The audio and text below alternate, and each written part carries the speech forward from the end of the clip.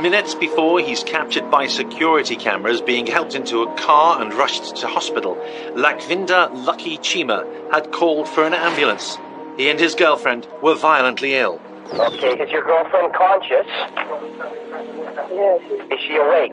Yeah, same like me. Those moments must have been truly dreadful because there was nothing he could do, and he was in agony during that period. He knew what had happened, or rather he suspected his ex-girlfriend of poisoning him. Suspect number 1, Lakhvir Singh, sister-in-law and secret lover of Lucky Chima. We thought maybe she meant to poison him and come in as like the hero, the saviour, and sort of say, look, I still care about you, look, I'm here for you. I think that Lakhvir felt she had paid her dues. She felt she was entitled. She felt that Lucky owed her. She could make his home perfect, made his meals too, but was Lakhvir Singh made for murder?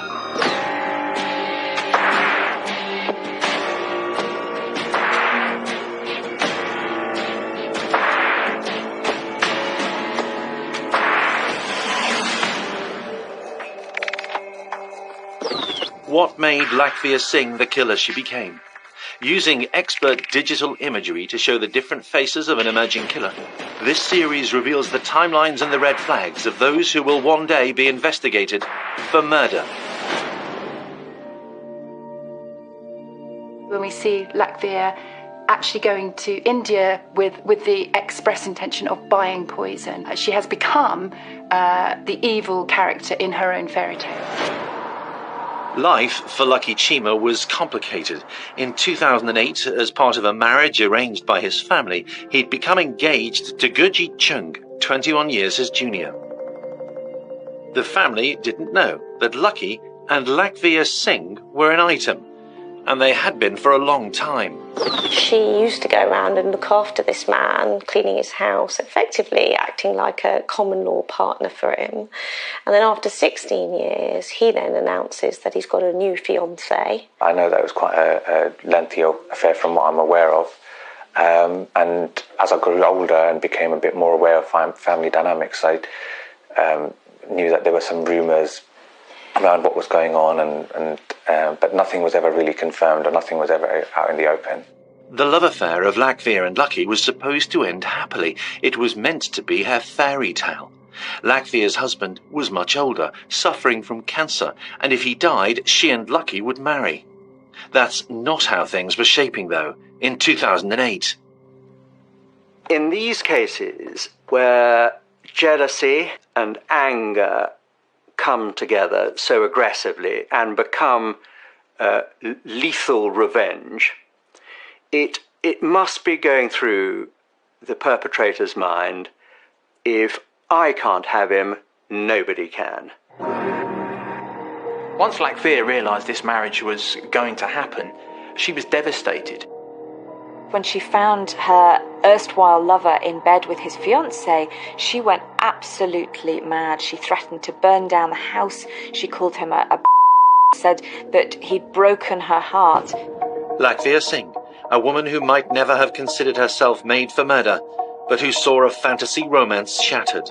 It's the destruction of that romantic fantasy which led to her being prepared, being ready to actually commit murder. What had been happening in a West London suburb involved cherished customs, ancient poisons, and a very modern love story. Lucky Chima came to Britain for an arranged marriage in the 90s, but it was short-lived. The couple separated. By 1999, now single, he began lodging with his sister and her extended family in West London. He came to England quite young, and he came here mostly because of my mum, his sister, and they almost had like a mother-son kind of relationship. She really looked after him when he was young, and he really looked up to her. And she, again, always turned to him. So as much as he needed her support, she needed his support just as much, being here almost on their own, I suppose, away from their family back in India. He came to the UK as a migrant, and it wouldn't be unusual in a Sikh or Punjabi family to look to your family member for support. And his sister was living in the UK. His sister was married to the brother of Lakhvir Singh's husband. And in those circumstances, they lived together in an extended home, and he was effectively welcomed into that home, and they trusted him. And in those circumstances, that's where the affair started. This started, I think, sometime shortly after he started staying with them. Claire McIntosh is a former police officer and is now an author of crime novels. She's been following the twists and turns of a real-life crime drama. So initially, Lucky and Lakhvir continued their affair under the very nose of Lakhvir's husband, who in fact was undergoing treatment for cancer at the time. Eventually, Lucky moved into his own home and the affair continued. Lakhvir visited him every day to cook, clean, ostensibly being a wife to him, even though she was already a wife to her own husband. Forensic psychologist Donna Youngs has been piecing together the life and motivations of a woman who tended slavishly to the needs of husband and lover. Lakhvir is most comfortable in this submissive, servile role, this passive role in which she completely suppresses any of her own needs and desires. That's where Lakhvir is most comfortable. The mistake we would make is to think that that means she has none of her own needs and desires. Her needs and desires in the 90s very much included Lucky Chima. He worked as a cleaner and he boosted his income by taking in lodgers. One of them in particular would come to appreciate his generous personality. 2006, when I looked for a place to stay, and he treated everybody with love and kindness. He was a lovely young man. You can ask him anything, he can help you with anything. That's how I knew him. Helen could hardly fail to notice that Lucky had a regular visitor. Lakhvir had keys to the house. She came and went as she pleased. She used to make his dinner sometimes, and they could eat together because he was always on call. His job was going out quite a lot. But she could make the afternoon meal, that when he comes back he can have something to eat. We get to the point of saying hello, how are you, and all that. Lakhvir was living out this romantic fantasy, was looking after her future husband, was looking after his every need and tending to him in full belief that they would get married. The couple went to extreme lengths to keep their affair secret. Lakhvir had 3 children with her husband, and in fact it came to light later on that she fell pregnant a further 2 times with her lover's children, Chima's children, and terminated the pregnancies on both occasions to avoid the affair being detected. It's not what Lakhvir wanted. She wanted to divorce her husband so she could make her relationship with Lucky official. But he wouldn't hear of it, perhaps worried how their traditional Sikh families would react. Divorce in an extended family or in a Sikh family is a very big thing. It does happen. It's obviously becoming more and more prevalent now as the years go on, with 1 in 2 marriages ending generally.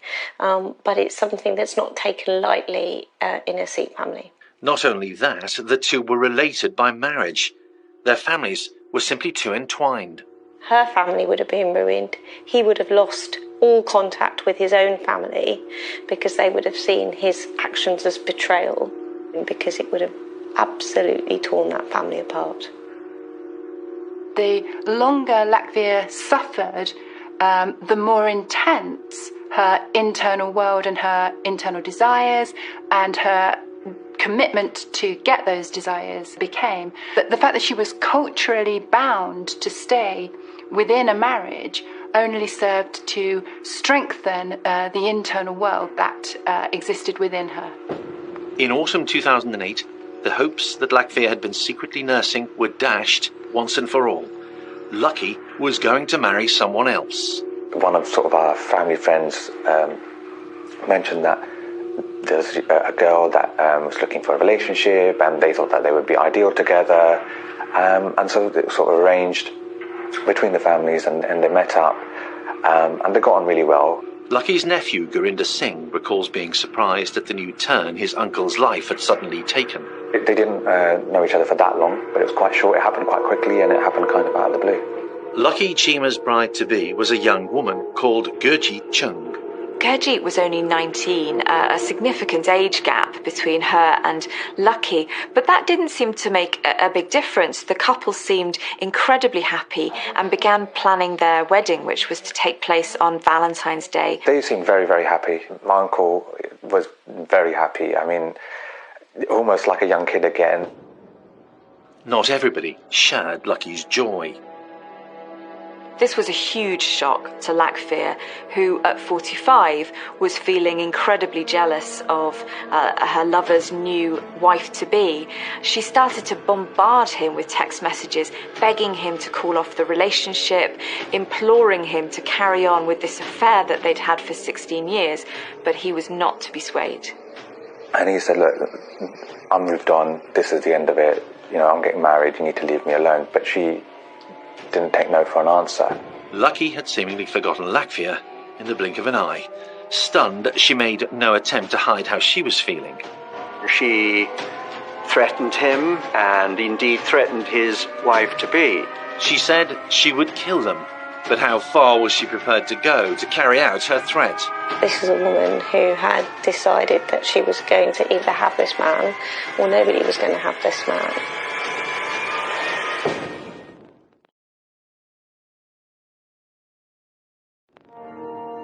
By 2008, Lucky Chima was planning his marriage to one woman whilst continuing a relationship with his longtime lover, Lakhvir Singh. She had married in the 90s. The affair with Lucky was part of a plan to eventually marry him. By 2008, when 43, she had not given up on that hope. Lakhvir seeks everything that every other woman seeks. It's just her strategy is a different one. I think Lucky misunderstands this when he interprets her passive personality as being consistent with somebody who doesn't have the same needs and desires as anybody else. In fact, Lakhvir was distraught on hearing of Lucky's engagement to Gurjeet Chung. Gurjeet made clear her feelings of what Lucky should do about Lakhvir. She began to feel irate that this woman still tried to have a place in her fiancé's life. She told her to leave them alone, to forget everything that had happened. Lakhvir replied, "I can't forget my feelings." It was clear that she wasn't going to give up. We know that she says things about that not able to forget the feelings that she has. For somebody as passive and submissive and placid as Lakhvir, those words were a real warning sign. Those words were somebody screaming for help. For her to express those kinds of feelings so openly, she was asking somebody to recognise what was going on within her. Lakhvir's comments represent a red flag to investigators. She didn't want this to happen. She wanted her original fairy tale to come true. In late 2008, she arranged a trip to India with a special purpose in mind. Lakhvir had gone to India, and while she was in India, she had obtained some aconite. Aconite is derived from an incredibly toxic plant. It's one of the most poisonous plants in the world, and it was precisely this poison that Lakhvir came back to the UK with. An expert witness called to give evidence in this case is consultant clinical scientist Bob Flanagan.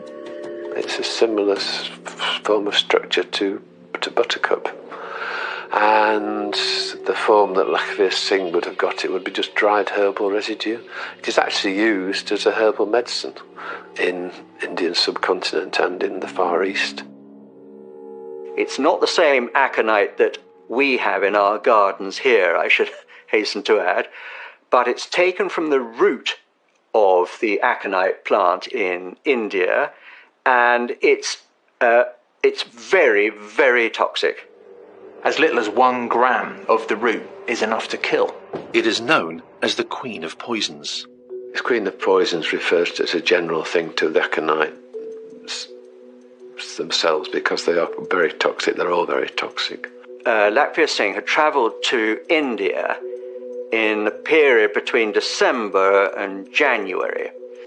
Of course, the investigation into this case was pretty difficult because identifying poison is notoriously difficult, but historically the poison aconite has been used in India for centuries for example, vermin control. Just before Christmas 2008, Lucky came home from work, reheated a meal from the fridge and sat down to eat. Minutes later, he became violently ill with vomiting and numbness in his extremities. Lucky was admitted to hospital. No one, including the medics, knew precisely why, but he was obviously reasonably ill, and quite suddenly ill.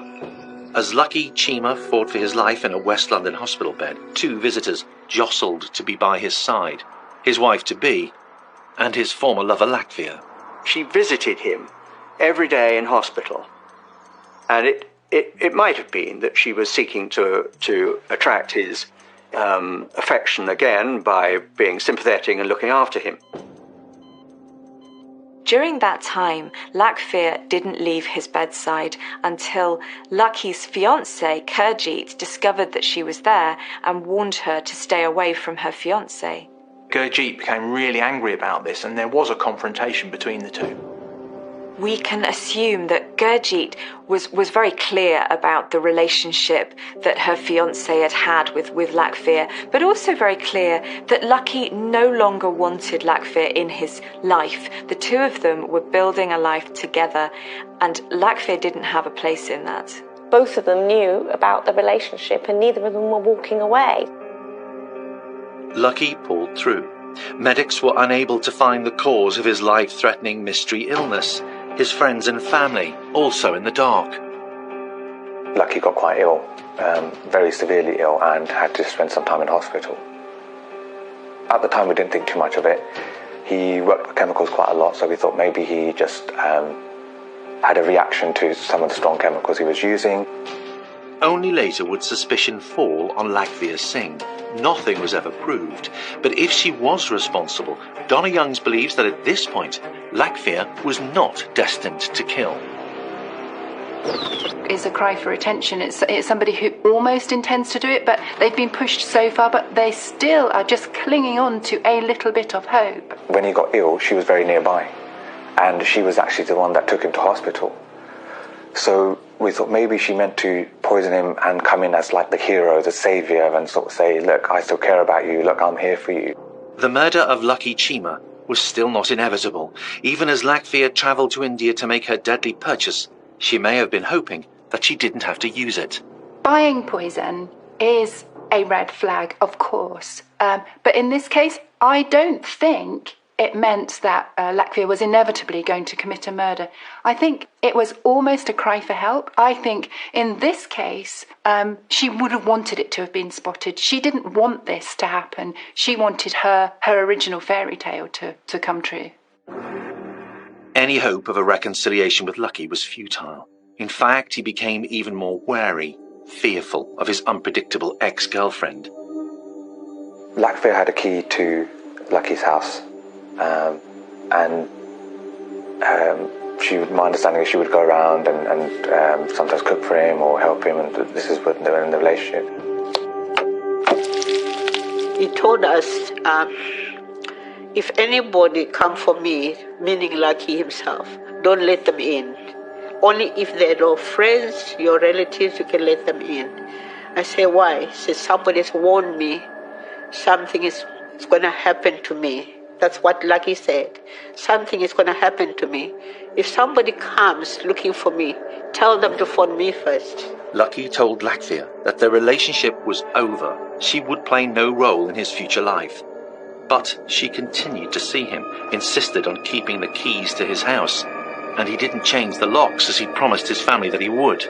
I remember, this was maybe a week before he passed away, he mentioned, oh, maybe I should change the locks and I need to get this sorted out. And yeah, it's on my to-do list. And I think my mum said, look, you should really go get that sorted out. Lakhvir might have been forgiven for thinking Lucky was sending her mixed messages.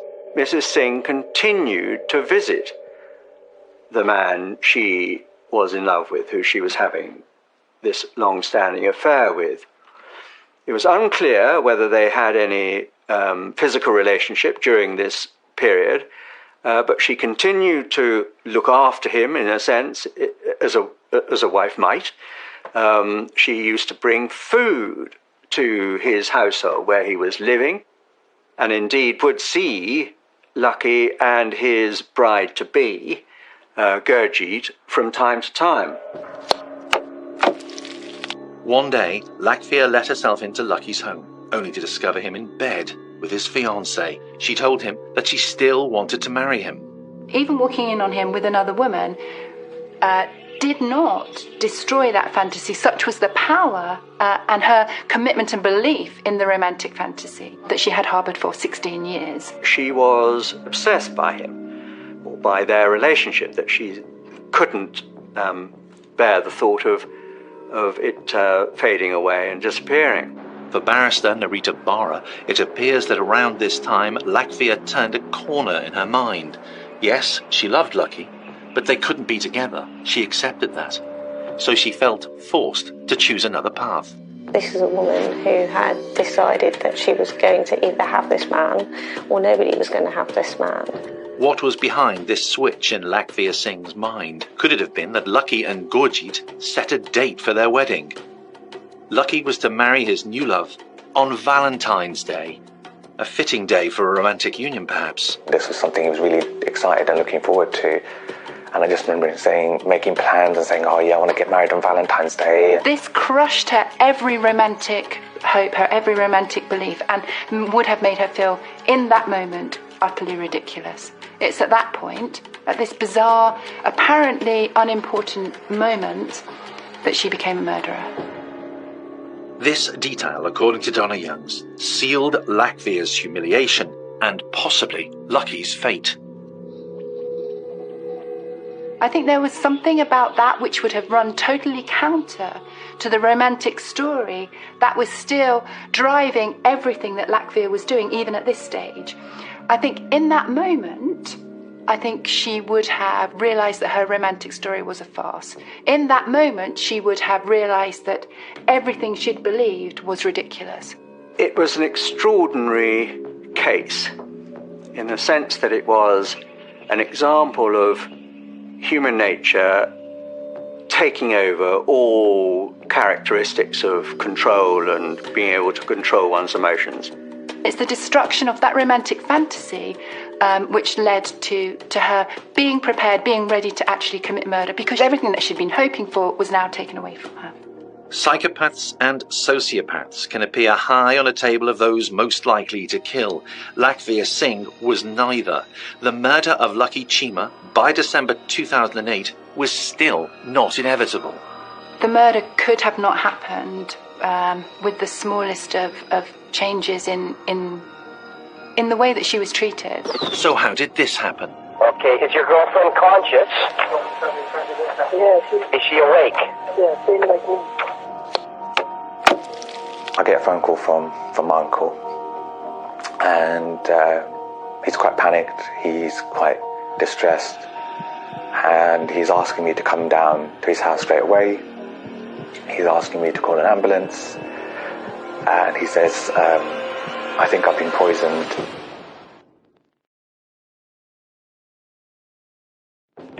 Lakhvir Singh had been a woman in her 20s who had a story with a happy ending in mind, her marrying Lucky Chima. Over 16 years, she held out hope, but on January 26, 2009, just weeks before Valentine's Day and the wedding of her long-time lover, Lakhvir Singh took the decision to lace a curry with poison and leave it in Lucky Chima's fridge. Lakhvir didn't try to hide her visits to Lucky's house. In fact, she'd passed the time of day with his lodgers as she prepared food for Lucky. So we greet for 10 minutes in the kitchen while I'm making my lunch to get out, and she's making a lunch for Lucky to come home and eat. Few minutes we are together, but not much. On the 27th of January 2009, Lakhvir went to Lucky's house. We greeted each other, say hello, and she came in. We offered a chair to sit down. She didn't want to sit down. She stood there for a few seconds, not minutes, but few seconds. One of the other residents in the house had just seen Lakhvir Singh go into the same refrigerator, reach up to where the curry was, and do something there. She went to the fridge and got a bowl of curry. We had a 4-compartment fridge. We were 4 tenants, 3 tenants and the owner of the house. So she knew exactly where boyfriend's food is. She went straight to there. Rather than join the others for a chat or to share a meal as they had thought she might do, Lakhvir had put it back and then left. She goes to the fridge, take a container of curry, and go to the work surface. So I ignored her, saying to myself, oh, in my heart, she's going to take a dish, a small one, and dish up and come and join us. When she didn't do that, I just said to myself, I didn't tell Anna or anybody. I said, she changed her mind. Maybe she's shy of us. Then I left it at that. She wasn't delivering the food, although she may have originally prepared the food. She wasn't delivering it, so she was obviously doing something. What she was doing could end in the death of Lucky Chima and Gurjit Chung. She left a curry in their fridge, a curry she had laced with aconite. So she clearly cannot have been thinking through the implications of what she was doing. Red rage, mist, it all comes to mind. This was a woman who effectively wasn't thinking through the consequences of her behaviour on others and or getting caught.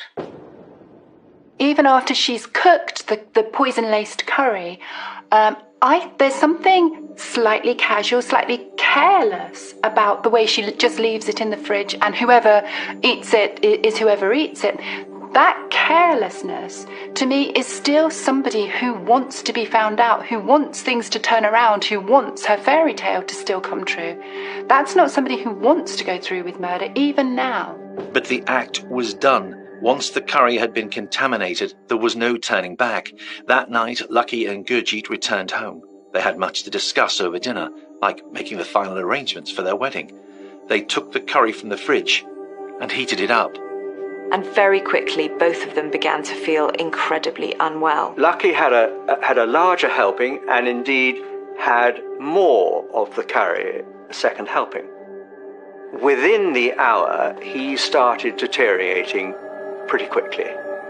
He could speak to begin with, but his hands and feet were becoming numb.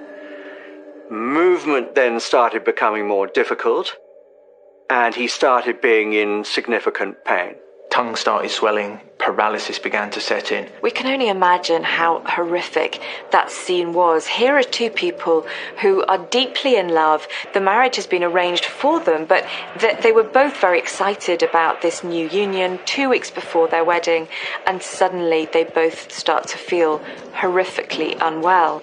Lucky began to vomit. His face became numb. He soon lost vision and the use of his limbs. He said it felt as though he had ants crawling all over him. Before he lost the use of his hands and arms, he managed to call 999. Now they call for an ambulance, and Lucky tells the operator that he's been poisoned and that it's his ex-girlfriend who's done it. Okay, so what makes you think somebody poisoned your food? Because she was my ex-girlfriend. She came to me with me. You think your ex-girlfriend's done it? Yeah. As they waited for the ambulance to arrive, Lucky Chima called up to his lodger. Lucky says to me, Helen, are you still sitting? I said, yeah, we're still sitting, but we are in our pajamas. Say, please come down. We are in a poor state. We've been poisoned. He just says straight away, we've been poisoned. Oh, we didn't have a minute even to put something on. We just went with our pajamas and all that, just went downstairs. When we got there, my dear girl, they were sick everywhere. The girl, she's sick there. Lucky is sick there. Then I told Anna to take care of the girl while I take care of Lucky. The first thing I know what I did is to ask him, did you phone anybody? And he said, yes, my family knows they're coming. I get a phone call from my uncle. He's quite panicked, he's quite distressed, and he's asking me to come down to his house straight away. He's asking me to call an ambulance, and he says I think I've been poisoned, and it's Lakhvir, my aunt, who's poisoned me. So completely out of the blue, complete shock. I said, okay. So we all jumped in the car, me, my mum and my young brother, drove down to the house, and we get there, and he's very distressed. He's in a lot of pain. He's doubled over on the sofa. His fiancee's there, and she's pretty much passed out, unconscious. So we say, oh, obviously everyone's panicked. We call the ambulance again, still not arrived. I think it's 40 minutes after he's made the first call, so the ambulance never showed up as far as we're aware. In the house, there happened to be a CCTV camera that looked down onto the front door of the house. And you see the relatives having rushed in, and within seconds were having to carry Lucky out. And you can see that he's completely unable to move or help himself. And they bundle him into their own car and rush him to hospital. When there, clinicians hear of the similar symptoms suffered by Lucky weeks earlier. He was suffering again, and this time with Gurjeet. They both collapsed by the time they got to hospital, and they were vomiting, and I do remember talking to the clinicians about Gurjeet, and they said that she was showing every possible sign of cardiac arrhythmia, which is disturbance of heart function. Medics battled to save the lives of Lucky Chima and Gurjeet Chung. Conscious, but in agonising pain, Lucky would have been fully aware of how much danger he was in. One of the most disturbing effects of aconite is that it paralyses the organs inside, becomes very, very, very painful. You're not able to react because your limbs are paralysed, and you're not able to speak after a while, but you know exactly what's going on. So he would have been unable to help himself, in terrible pain, and knowing exactly what was going on, but being able to do nothing about it. Nobody at that time knew what had rendered Lucky and his fiancée so unwell, but poison seemed the most likely cause. Doctors suspected cyanide. The clinicians were suspicious of toxic metals because both patients were vomiting, but both patients also had signs of central nervous system toxicity. They were unconscious, and they had cardiac arrhythmias as well. The symptoms of aconite poisoning are very similar to cyanide. Slowly the internal organs start to close down. The victim feels very dizzy, very hot and clammy, and slowly loses control of their limbs. They become paralysed. Those moments must have been truly dreadful for Lucky, because there was nothing he could do, and he was in agony during that period. But he knew what had happened, or rather he suspected his ex-girlfriend of poisoning him. Clearly, having two relatively young people, both ill at about the same time, both with such serious symptoms, did suggest poisoning of some sort. What would be crucial to the detective story in the case of Lakhvir Singh was the nature of the poison, metallic or alkaloid. The former is common, the latter more exotic, like some of the poisons available in India. And the forensic scientists had also collected residues of food from the flat which these two people had been living in. And I suggested they look for toxic alkaloids in this food residue, because I couldn't think of anything else which was going to cause the clinical features of poisoning which the two had suffered from. One thing we didn't know at the time of the admission was that both had suffered from what they call paresthesia, which is tingling of the extremities. And this again would be a characteristic symptom of poisoning with a toxic alkali such as emetine or aconitine, which is the compound you find in various species of aconites. Their lives in the balance, Lucky and Gurjeet became the centre of an investigation. Had they been deliberately poisoned? And what part did Lakhvir Singh play in the developing drama? The clear inference was that she travelled to India during this period, and during her time there bought aconite poison. Aconite poisoning is a truly hideous way to die.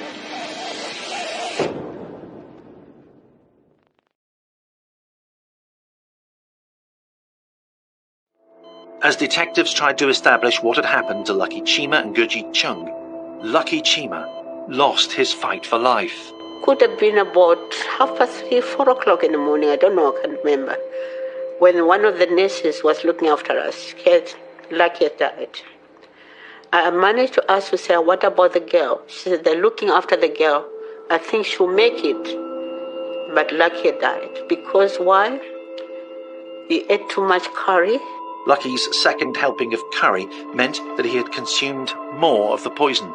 Ingesting a poison is a way of getting it into the body. It's why we take drugs by mouth, and by far the biggest amount of the dose is when you take it by mouth. There was nothing that could have saved him, bearing in mind the strength of the poison used and the amount that he had ingested.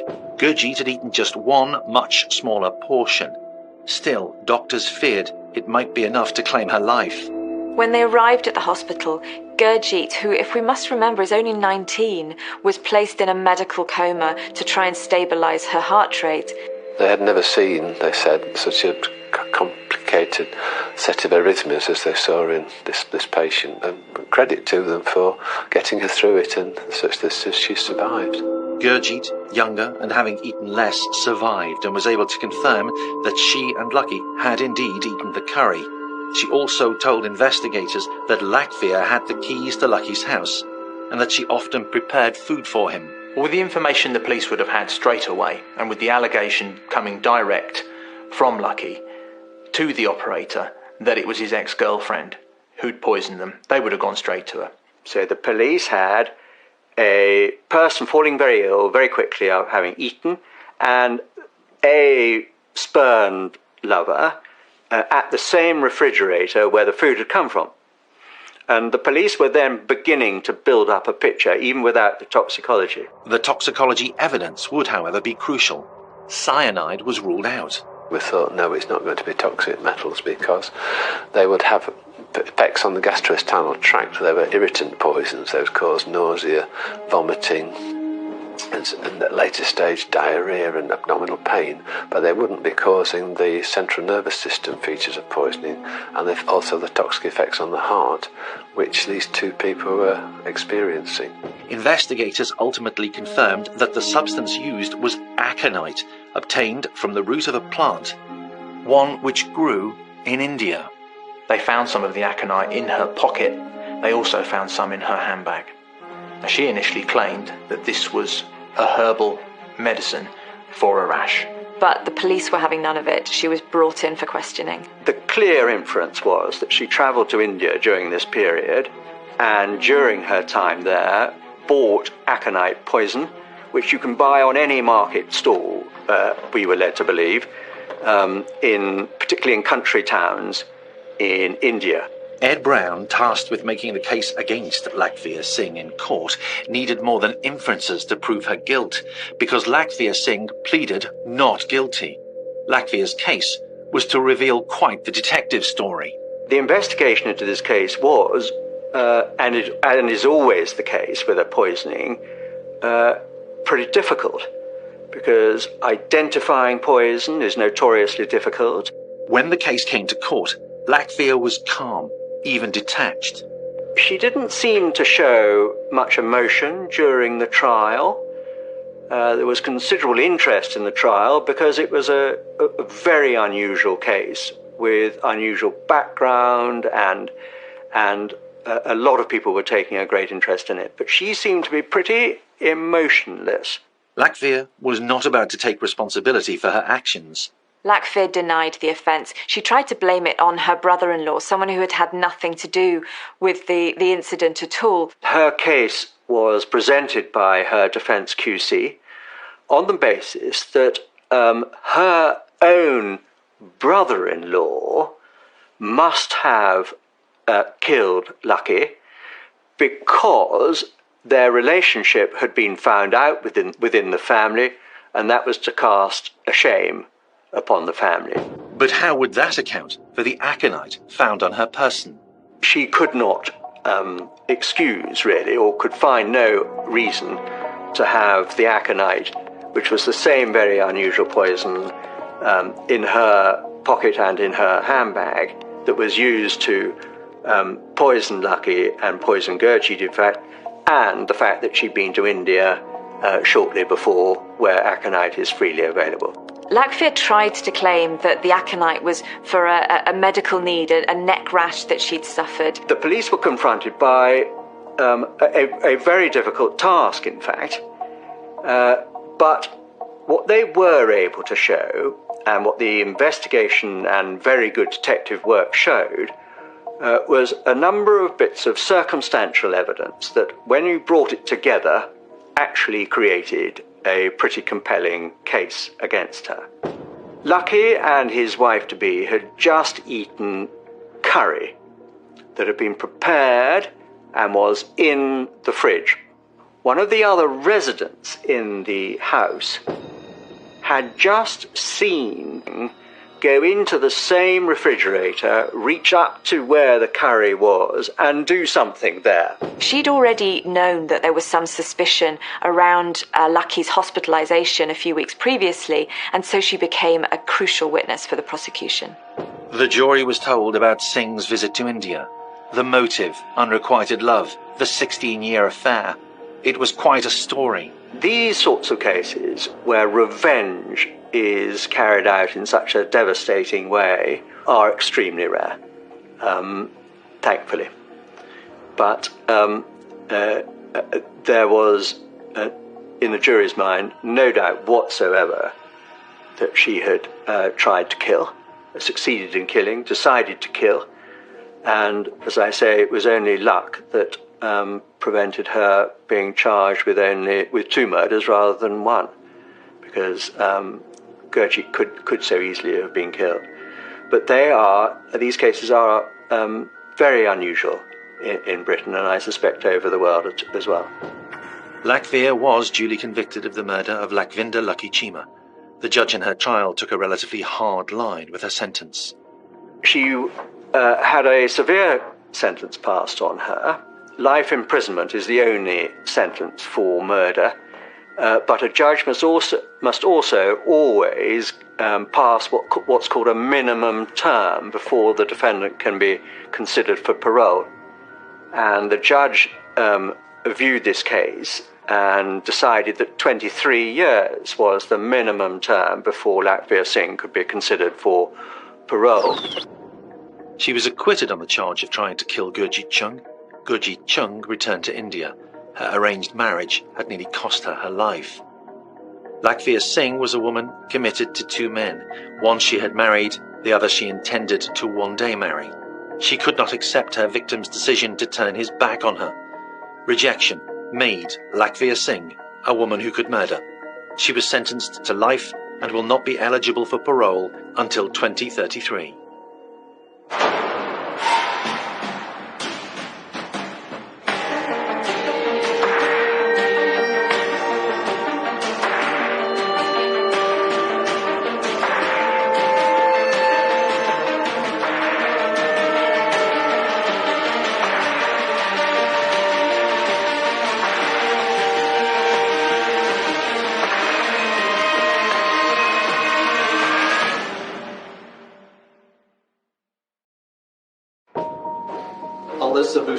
Swear to tell the truth, the whole truth, and nothing but the truth, so help you God. I do. As she sits in court, schoolgirl Alyssa Bustamante is at the eye of a tragic storm. And as I'm walking into the church, I get a call from Elizabeth's mother. And she's asking about her daughter. And I said, well, I've not seen her. I don't know anything about it. Hours pass. Still no sign of Elizabeth. Elizabeth Olton is a sweet, shy 9-year-old girl. She's just all sweetness and light. She's the kind of child that you really like to be around. She's the kind of child that everyone adores. Good morning, Alyssa. Could you state your full name for the record? Alyssa Daly Bustamante. Who was this person that could have possibly abducted this girl? Was other children in the neighborhood, were they at risk? Did we have a predator on the loose in this small little town America?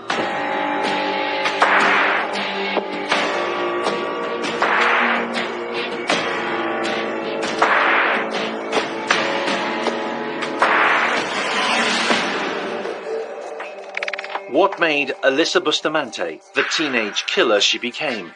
Using expert digital imagery to show the different faces of an emerging killer, this series reveals the timelines and the red flags of those who will one day be investigated for murder. I think it was only a matter of time that Alyssa would graduate to homicide, and you can see this because she delighted in inflicting pain on other people. Alyssa Bustamante was born on January 28, 1994, in Missouri. For grandmother Karen, it was love at first sight. Well, I was there when she was born, so I got to cut the cord when she was delivered. Her mother was just 16. She was the teeniest little baby, so sweet. But the tiny baby's first steps were into a troubled world. Alyssa Bustamante didn't exactly have a storybook childhood. She was born to a teenage mom who had drug problems, and her father, both mother and father, had criminal records. Her dad was actually in prison, serving a 10-year sentence for assault, and her mom just continued drug problems. So neither parent was ever really in the picture for Alyssa. Alyssa had two brothers and a younger half-sister called Emma. Theirs was not a happy family. Both parents were drug users.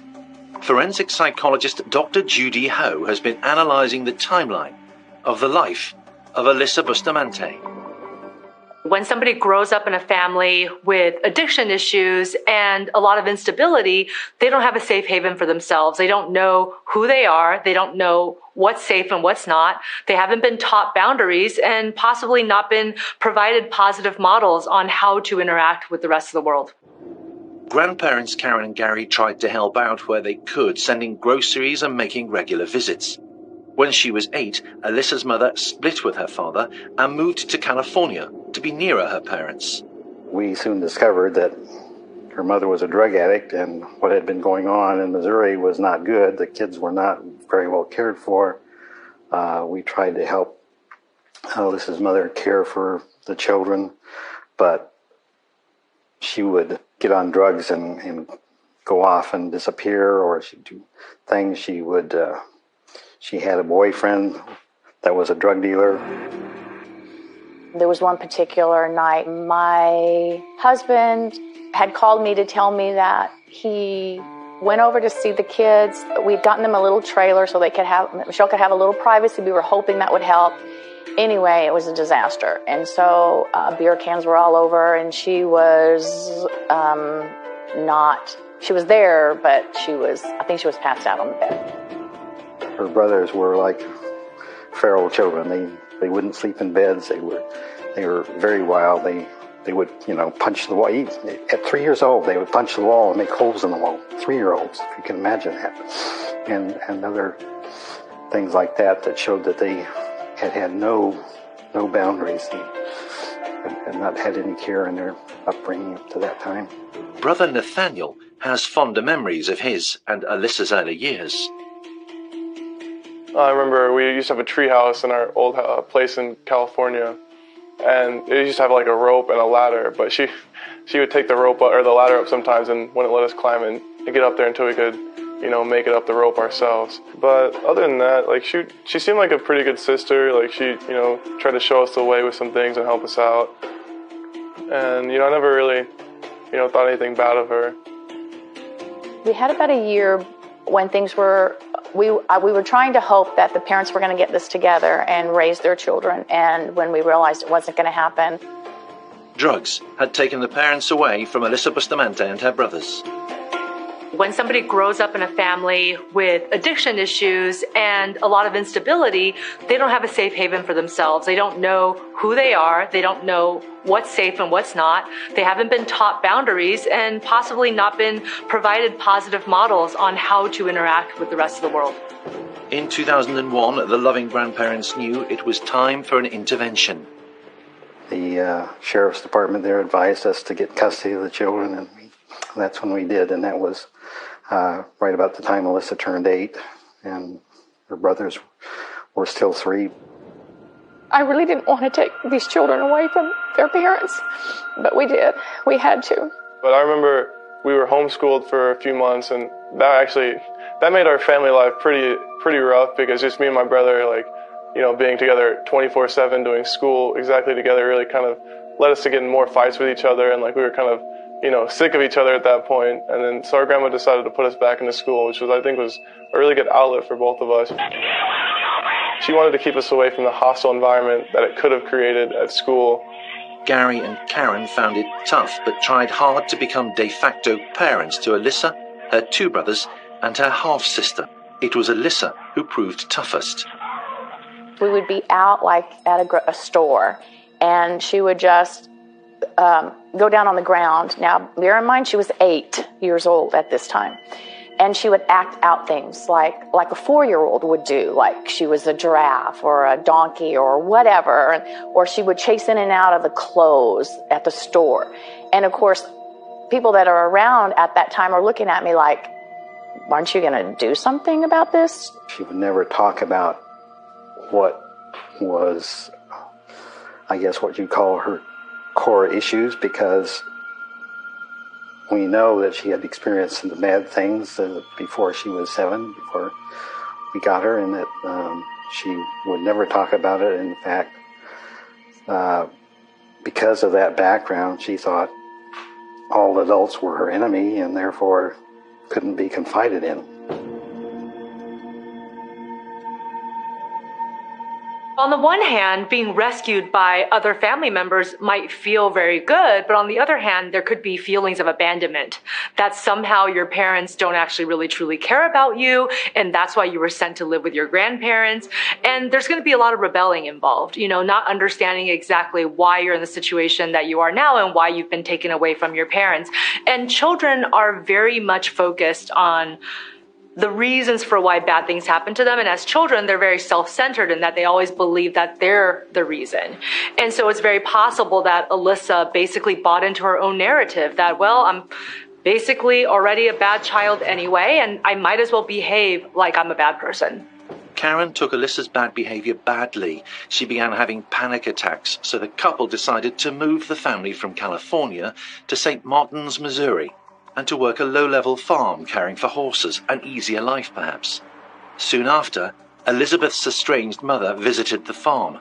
That didn't help. I think it was just the abandonment hitting her one more time. She really thought this time her mother was going to get it together, and she abandoned her one more time. She was in her bedroom in bed, and she had the covers over her head, and I could hear her crying. Went in, and I lowered the covers, and we cried together.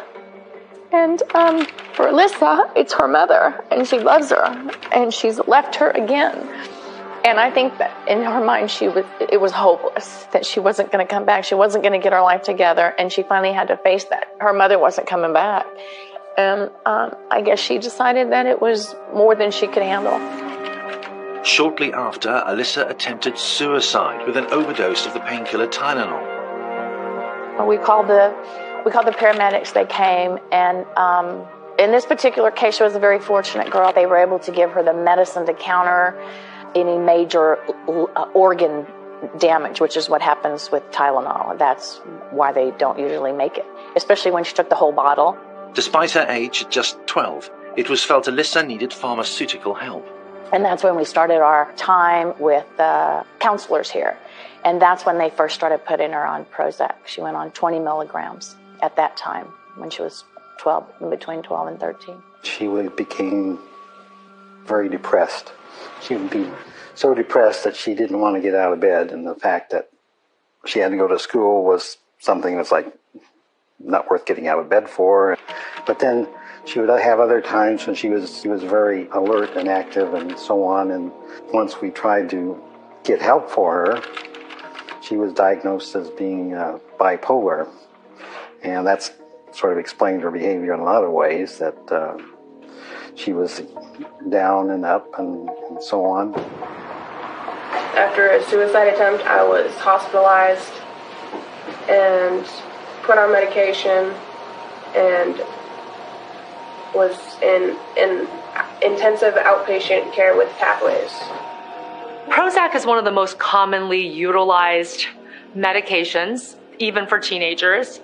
And generally it's used very effectively and very safely, although there have been black box warnings about Prozac in the past that it might provoke suicidal ideation in people who are already depressed. But very, very rarely do we ever hear that Prozac could actually instigate violent, degrading behavior. And that, in combination with the fact that Alyssa clearly had these roots in her behavior at a much younger age before she was even on medication, makes me doubt that Prozac is what's to blame here. Karen also discovered that around this time, Alyssa had started self-harming. She probably had 100 cuts on each arm, just with a knife, and hundreds of cuts. And then she had carved in her arm pain and hate, because sometimes pain was the only thing that helped her to break through her emotional walls that she has. The disaster that would visit Alyssa's new hometown of St. Martin's began on October 21st, 2009. A neighbour calls Karen. Her 9-year-old daughter, Elizabeth Olton, hasn't come home. I'm walking into the church, I get a call from Elizabeth's mother, and she's asking about her daughter, and I said, well, I've not seen her, I don't know anything about it. She said, well, she was with Alyssa, and now I can't find her, and it's dark, and she never out at night. Where was Elizabeth Olton, and what part in her disappearance had Alyssa Bustamante played?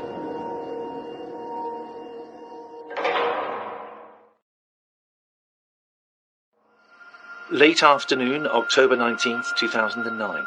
While Alyssa Bustamante is apparently at school, Elizabeth heads home. She calls at the home of Emma, Alyssa's half-sister, and the two girls go out to play. Elizabeth Olton is a sweet, shy 9-year-old girl. She's just all sweetness and light. She loves kitty cats and the color pink. She's a girly girl. She's the kind of child that you really like to be around. She's the kind of child that everyone adores. And as far as anyone knew, she was out there in the woods, playing, when dinner time came. Her mother's getting dinner on the table. It's time for everyone to have supper together. And Elizabeth's not there. And Elizabeth, where are you? Are you home? And there's no answer. She doesn't know where the little girl is. And she knows that it's dark outside, so it's weird that she's not home. Police are alerted and immediately start a search. Word soon spreads through the tiny town of St. Martin's about Elizabeth's disappearance. You have a community that came together. Well, it's a town a little bit over 1,000 people. You literally had hundreds of people that volunteered for this search. They spread out, they searched woods. It was cold, it was damp.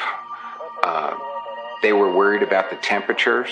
Now, St. Martin's is a little town of about 1,000 people. It's the kind of town that pretty much everybody knows everybody. So to have a little girl vanish and no one has seen her, it's really bizarre. But it's the kind of thing that gets people's attention. As the search widens, officers start to fear the worst. Was this little girl lost? Who was this person that could have possibly abducted this girl? Was other children in the neighborhood, were they at risk? Did we have a predator on the loose in this small little town America? Police soon decide that the predator may have been someone close to home and not fitting the usual profile of a child snatcher. Investigations 101 would tell you that you have to take a victim and recreate sometimes as much as the 24 hours preceding their abduction or when they're missing. What's going on? Who do they know? Who are their friends? And this is what happened in this investigation. When they started from the point, who last saw little Elizabeth alive, or who was last known to be with her, the name Alyssa Bustamante came up. Somehow, Alyssa was able to talk Elizabeth into going into the woods with her. I mean, she trusted her. She was her friend's big sister, and she'd known her for a long time. So she goes into the woods with Alyssa. The Olton family lived just a few doors from Alyssa. Alyssa spent a lot of time in the woods near both homes. She got to know them well. I guess you'd call her a tomboy. She liked playing outside. She liked climbing trees, and we had quite a few trees around, and she climbed them all. She enjoyed the snow when it snowed here and so on that she didn't get in California, but she was outside in the winter as well as in the summer here. She liked to go out in the woods and explore and do all kinds of things.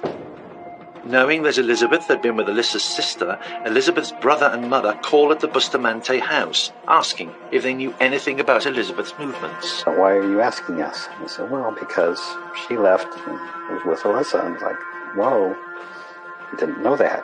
So we asked Alyssa, and Alyssa kind of brushed it off and said, well, yeah, she was, but then she left and went home. Or she thought she went home.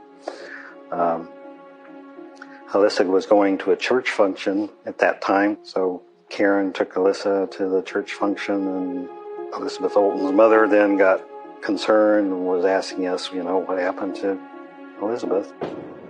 There's panic between, mom and brother for sure, and for even though those two were like, what could have happened to her? Why wouldn't she be home by now? Officers talked to Alyssa's half-sister, Emma. So they had to have a special person come to talk to her, a child counselor, to find out what happened. And then that's when we found out that Emma did go over there and knocked on the door and asked if Elizabeth could come out and play. And so we found that out Wednesday night. And but Emma said that they went out, they played. She said they stayed here on the property and they played on the road. A couple hours later, about 7:30, 8 o'clock, the sheriff was here and started looking around for Elizabeth and started asking questions of our family. We tried to help as best we could because we still were wondering what the heck is going on here. We never saw her. Lunchtime the next day, and Elizabeth was still missing. Officers decide to do what is known as a ping search for Elizabeth's mobile phone, where data is collected and used to zero in on the location of the phone. The search shows that Elizabeth's mobile is somewhere in the 60 acres of woodland near her house. It was the signal. As long as that cell phone was on, it was like a tracking device. Much like the old childhood tales of Hansel and Gretel leaving a trail, was this her little trail? And so the search teams were able to gather, and they started on a starting point. Where was this signal coming from? And so very judiciously, piece by piece, acre by acre, they searched the woods, they searched the fields following this signal. But you see, that signal's only good as long as that phone is on. And they ran out of time. The battery died. Then data comes back about Elizabeth's phone calls. Officers discover that she had had an unexpected call on the way home from Melissa Bustamante. Elizabeth could not know the danger that she was in from a troubled teenager whose short life had made her ready for murder. So Elizabeth leaves, is on her way home when her cell phone rings. She looks and she sees, it's Alyssa calling me. Why is Alyssa calling me? Why is this older sister calling me? And she's, kind of a little flattered by that. And so she takes the phone call, and Alyssa is asking Elizabeth to come back to the house. And we don't know what she tells her to get her to go back, because it is time for Elizabeth to go home. But she does. Elizabeth goes back. Elizabeth is 9. Alyssa's a teenager, paying a 9-year-old girl attention.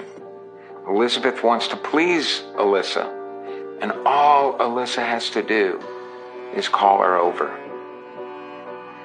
And so Elizabeth goes with Alyssa. Elizabeth completely trusts Alyssa. Officers discover from her family that Alyssa hadn't made it to school that day. Called the woman that that drives her to school, and she said, well, yeah, I dropped her off at the school. Well, she never got to the school.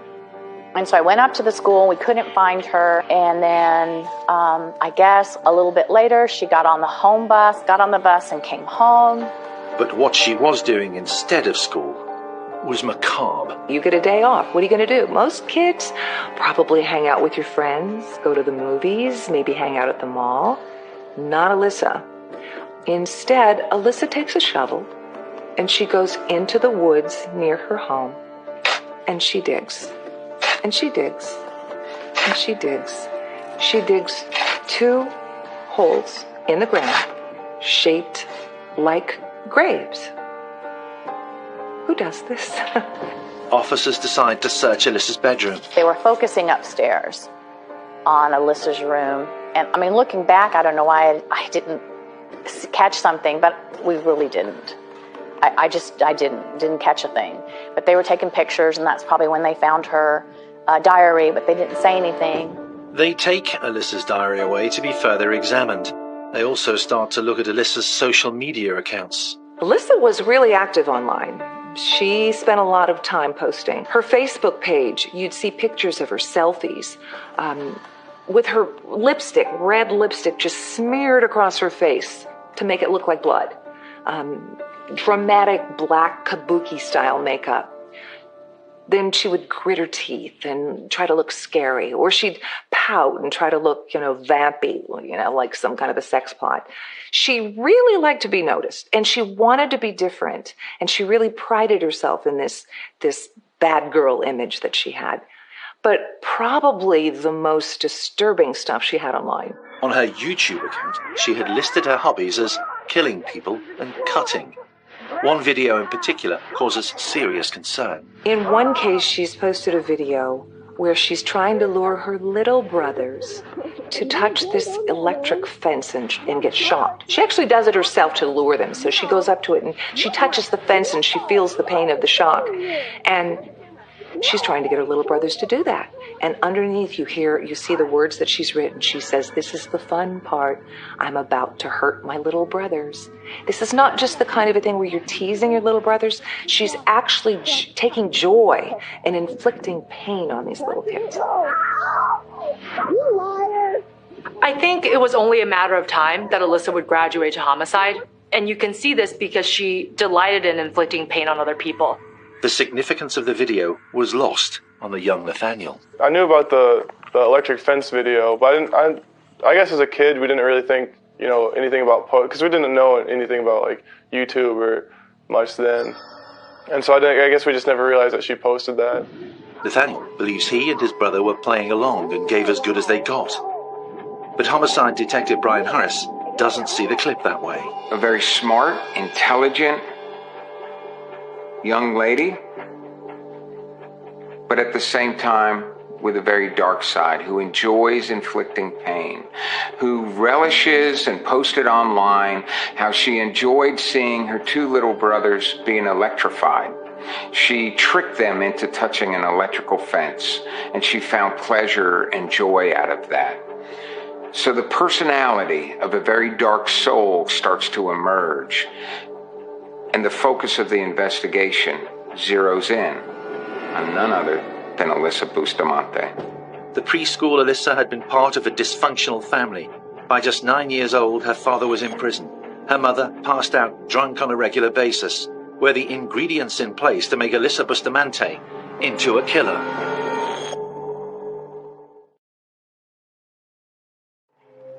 With the phone call established from Alyssa to Elizabeth, sightings of the two together, and her absence from school that day, Alyssa is now officially a person of interest to the investigation. Detectives ask Alyssa and her grandparents in for an interview. At that point, I was still 100% sure that Alyssa had nothing to do with anything. I mean, if somebody had asked me, it was 100% sure I knew that she was not involved in that. Alyssa and I went in and we were being questioned by the sergeant, as well as they had a juvenile officer there that was asking questions about the incident, about what she was doing, where did you go, and what happened, and I for about the first 20 minutes, I still was in the dark. So finally, he started asking her more pointed questions and pretty much putting things. I remember thinking, wow, why is he saying this stuff? And he made a comment about how, I know you did this because you wanted to do this, and I know you wanted to know what it felt like. The officer produces the diary that was confiscated from Alyssa's room. Told her that they had found her diary in which she mentions what she had done. Detectives confront Alyssa Bustamante with pages which show hastily scored out lines, but two words can be seen: slit and throat. The day after she kills Elizabeth, She's writing in her journal, and she writes, I just effing killed someone. I slit their throat, stabbed them, and watched them die. Oh my gosh. It made me so nervous at first, but once you get over that, oh my God, I can't believe I'm doing this, it actually becomes really enjoyable. I can't believe it. It was amazing. Okay, gotta go to church now. LOL. That's what she wrote. Alyssa Bustamante began to reveal the truth. It had been an accident, she told detectives. Elizabeth had fallen in the woods and banged her head. We will find the body, one tells her. Will we find her throat has been cut? Yes, says Alyssa. Her grandmother all but collapsed. That's when I realized, oh my gosh. And I just had a breakdown right there in the middle of this whole situation. And I turned just to get out. I couldn't breathe. I couldn't focus. I couldn't function. And what should have happened is it should have stopped right there because I had to leave. I was not cognitive at that point, but it didn't stop. They let me out and they continued to talk to her, interrogate her, whatever word you want to use. Alyssa agreed to take officers into the woods where she had been on the day of the disappearance, digging 2 grave-sized holes. Buried in one of the makeshift graves, officers find the body of 9-year-old Elizabeth Olten. Detectives then get the complete picture of what Alyssa had done. She brings Elizabeth to an isolated area. God only knows what was going through Elizabeth's mind at first. But then suddenly, a hit, a punch, a slap, punch after punch. Basically, Alyssa delighted in playing God. And you can understand this when you know more about the method of killing that she chose. Elizabeth, she must have screamed out. Now she's making noise. She chose extremely close-up, messy methods. Again, very atypical for a female, and even more atypical for a young female like Alyssa was, because she was just a teenager. How do you stop somebody from screaming after being beat and beat? You choke them.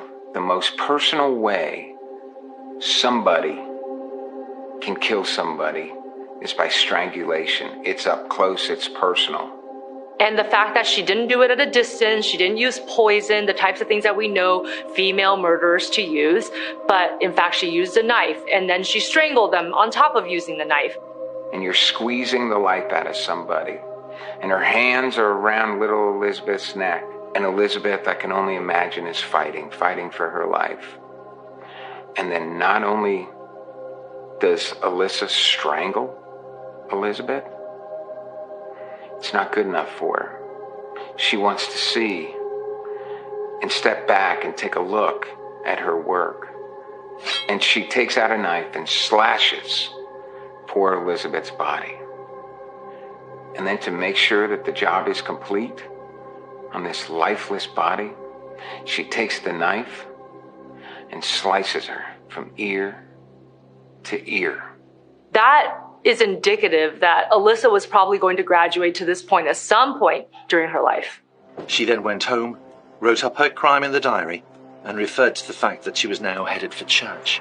Alyssa is somebody that is very good at compartmentalization. On the one hand, she can play the role of a good girl going to church and follow general rules of the household so that she didn't get kicked out by her grandparents, who definitely seemed like they were trying to instill good values in her.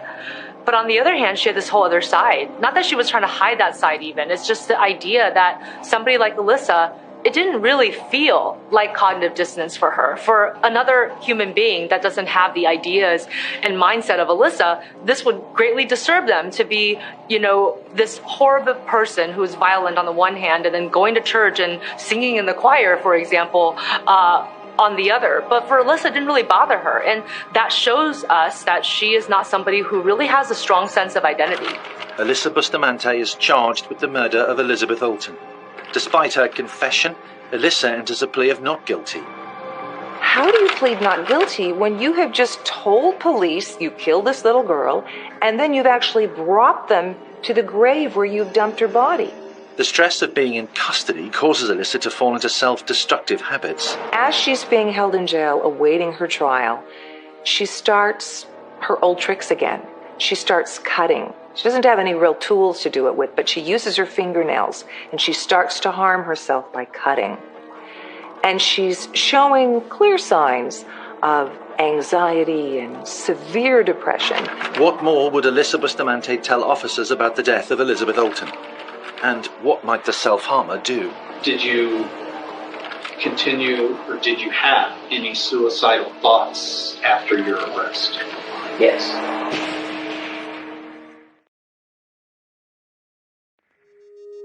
Alyssa Bustamante has put on suicide watch and given emergency psychiatric help. There were still ways Alyssa could avoid a life sentence for the murder of Elizabeth Olten. 15 at the time of the offence, Alyssa was still legally a minor. Despite that, her judge decided to hear her case as an adult. So there's already been a judge that has declared that Alyssa Bustamante, although 15, very well knew the consequences of her actions, and therefore she was tried as an adult. It was time to put the case of the death of 9-year-old Elizabeth Olten to the people of Missouri. They had to decide if Alyssa Bustamante was mad or bad, ruined by a terrible life, or simply made for murder. She took the decision from their hands. So much evidence against Alyssa, and she's pled not guilty. But the night before the trial, she changes her mind, and she enters a plea of guilty. And in an open court, it's the first time that Alyssa has ever showed any emotion. And she weeps, and she cries. Why does she plead guilty? Because she gets a reduced sentence. Her charge now goes from first-degree murder to second-degree murder. So is Alyssa pleading guilty because she wants to take responsibility for it? Or is Alyssa pleading guilty because it's about Alyssa? She's pleading guilty because she doesn't want to go to prison for the rest of her life. And if she can get a reduced charge, she won't have to. It's always all about Alyssa. It's never about Elizabeth. Alyssa's hearing began on January 30th, 2012. She pleaded guilty to second-degree murder and armed criminal action. As part of a plea deal, she had to describe to the court just what she had done to Elizabeth. The courtroom is packed with people. Everyone has been watching this case. And they know what Alyssa's been charged with. They know what she did. But this is the first time they're going to hear Alyssa actually say out loud what it is that she did. And as she starts talking about what she did, how she lures this sweet little girl into the woods, how she beats her brutally, and how she slices her throat, there's like a gasp over the courtroom. It is literally breathtaking. They cannot believe this 15-year-old girl, what she is saying she did. It's coming to life in their eyes. Just the horror of it all. And Alyssa is as calm as a cucumber. The reaction in the courtroom is pure shock and silence until one lone voice is heard. And that voice, in anger and frustration out of this plea deal, cries out and declares that Alyssa Bustamante should spend as much time in prison as Elizabeth has to for eternity. Alyssa's defense began by focusing on her troubled background. If I'm a defense attorney having to defend somebody like Alyssa Bustamante, clearly, easily, I'm going to focus in on her childhood. Her dad's been in prison. Her mom was addicted to drugs. She lived with her grandparents. Her grandparents clearly incapable of raising this emotionally disturbed child. I would really focus in on Alyssa's mental capabilities. The defense case was simple. How could a child for whom no one took responsibility in her early years be held responsible for murder? When you look at children who've grown up with parents who are criminals themselves. And in fact, maybe the values of criminality have been rewarded in this family system. It's no wonder that Alyssa would grow up to basically start to dabble more and more in crimes as she became a child, a teenager, and so forth. And the reason is you haven't been given a template for acting any different. And children soak up knowledge like no other in their early years, because that's when you're really learning about the world and how it works. And seeing two parents who have been involved in crime makes you feel like maybe that's just the way the world works and that it is a natural path for you as well. They talk about how she's just severely depressed and psychologically damaged. She has borderline personality disorder, which is usually characterized by lack of impulse control for anger and outbursts and dark depression. This is a really disturbed little girl. This wasn't Alyssa who did this. Alyssa never would have done this if she had been in her right mind. The challenge for a defense attorney, if they're going to claim that their client is insane, is to show that at the time of the offense, their client did not know that what they were doing was wrong. Well, that gets totally blown up by the discovery by the detectives when they discover Alyssa's own journal. And it's her own words that totally destroys that defense. Because in her journal, she describes very nonchalantly how she killed somebody, how she strangled them, how she beat them, and ultimately slit their throat. One of those tasked with finding the body of Elizabeth spoke candidly to the jury. This Missouri State Highway Patrolman summed it up pretty simply. He said, she did it for the thrill. She did it because she wanted to know what it felt like to kill someone. Before being sentenced, Alyssa read a prepared statement to the court. I know words can never be enough, and they can never adequately describe how horribly I feel for all of this. If I could give my life to get her back, I would. I'm sorry, she said. The only time Alyssa showed any kind of emotion is after she got up and professed what a horrible thing she did. She sits down, and her own grandparents, the two constants in her life, the two people who tried to be the anchors for her and give her some kind of stability, get up from the courtroom and they leave. It's at that moment that Alyssa realizes she is truly alone.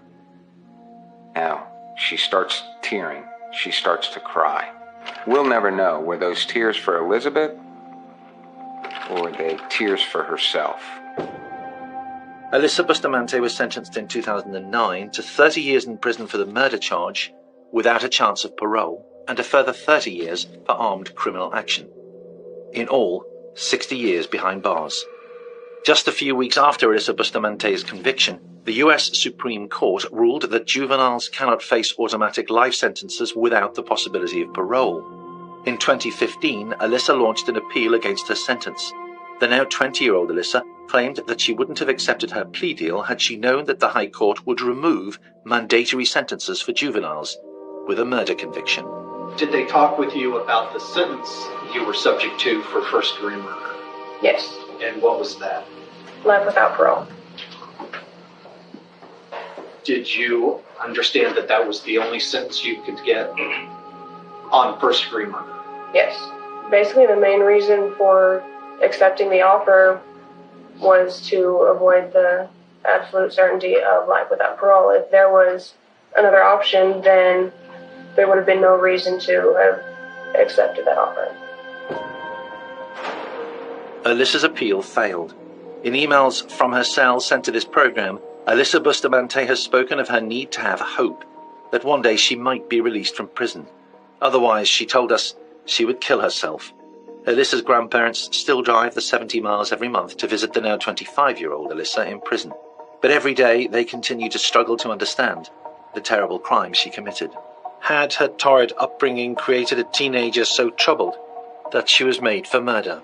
We're coming up on our 10-year anniversary, if you because I just never, ever in my wildest dreams imagined that Alyssa would have the capability to do what she did that night. Never in my wildest dreams. So I know that, on the outside, people definitely see her as, a villain, and like, you kind of like see her like that a little bit on the inside of the family, but she's still family, and, with the things that happened to her and stuff, it's hard to put, all the blame on her and not, other circumstances. Like at the core, she's not bad, it's just circumstances made her do something bad. Not a position taken by some of those familiar with his case. Dr. Judy Ho thinks Alyssa is one of those killers whose murderous work never ends. They get such a rush of adrenaline from their first kill that the next time they have to make it even more bloody and even more violent so they can have that same sense of power and dominance again. So if Alyssa wasn't caught, she would have very much likely killed again, and in even more horrific ways, and it was probably just a matter of time before she killed her own brothers, which many believe those two graves were actually originally designed for. With Alyssa and murder, she had her first taste of blood, true blood. No doubt in my mind she would have wanted it again and again, and think of new and different ways to inflict pain onto people. The seeds had been sown in the formative years of a girl whose father was in prison and whose mother had become addicted to drugs. Alyssa Bustamante had found some dark places, which meant she was made for murder. I don't think that Alyssa is somebody who has truly repented, and I think that if she was released, she will likely do something violent again, unless there has been some really strong efforts at rehabilitation. And so far, we haven't heard of something like that. And I'm not really sure how sorry she really is about what she did. And if she's not sorry and she doesn't really feel like she's to blame, then there's no reason for her to change her ways.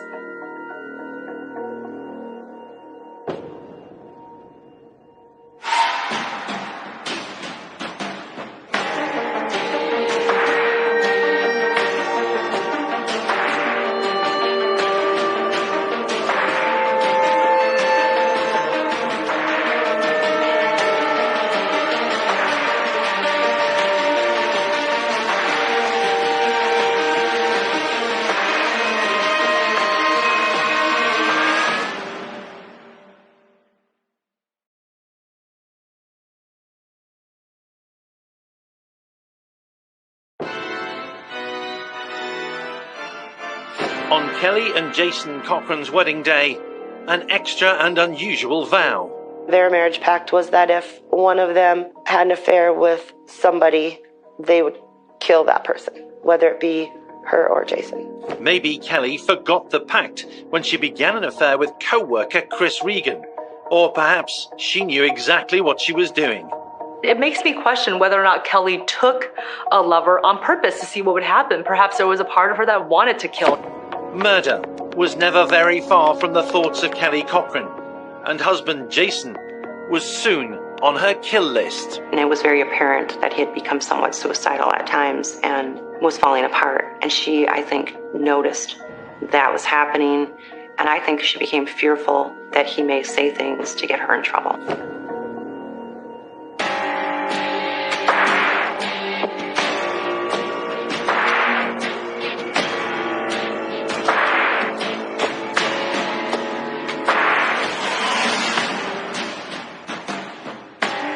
Why was Kelly Cochran a woman made for murder? Using expert digital imagery from a specialist forensic artist to show the changing faces of a killer, this series reveals the life timelines and the red flags of those who will one day be investigated for taking a life. Every once in a while, you really come across those people that sometimes we call born evil. It's a very tiny percentage of the population, but they do exist. And with somebody like Kelly, I might put her in that category. Kelly Marie Gaboyan was more than the average teenage hellraiser. The eldest of three siblings, she had a habit of running away from home. She had frequent run-ins with the police in the suburban town of Maryville, Indiana, where she grew up. I know that Kelly had gotten into, trouble, and this is, based on what her mother reported, that as a juvenile, she had a lot of troubles. They couldn't keep her under control. She ended up in a juvenile facility. Kelly's parents struggled to control their headstrong daughter. When she began using heroin, they were at their wits' end. She moved out of the family home, but every time Kelly came to visit, her mother would ask her to take a drugs test. It was a desperately worrying time for Kelly's parents. Many adolescents experiment with drugs, but I think that there is a completely different dynamic going on here where your parents are drug testing you before you come into the house, because they are that fearful that you're going to bring that type of interaction or that type of influence back into the home. Her parents are trying to do right as much as they could. They realized that they had a troubled teen on their hands and they were trying to instill as many proper boundaries as possible, but it also shows you perhaps how deviant she was, even in her young age, that her parents had to do something so extreme to their own child.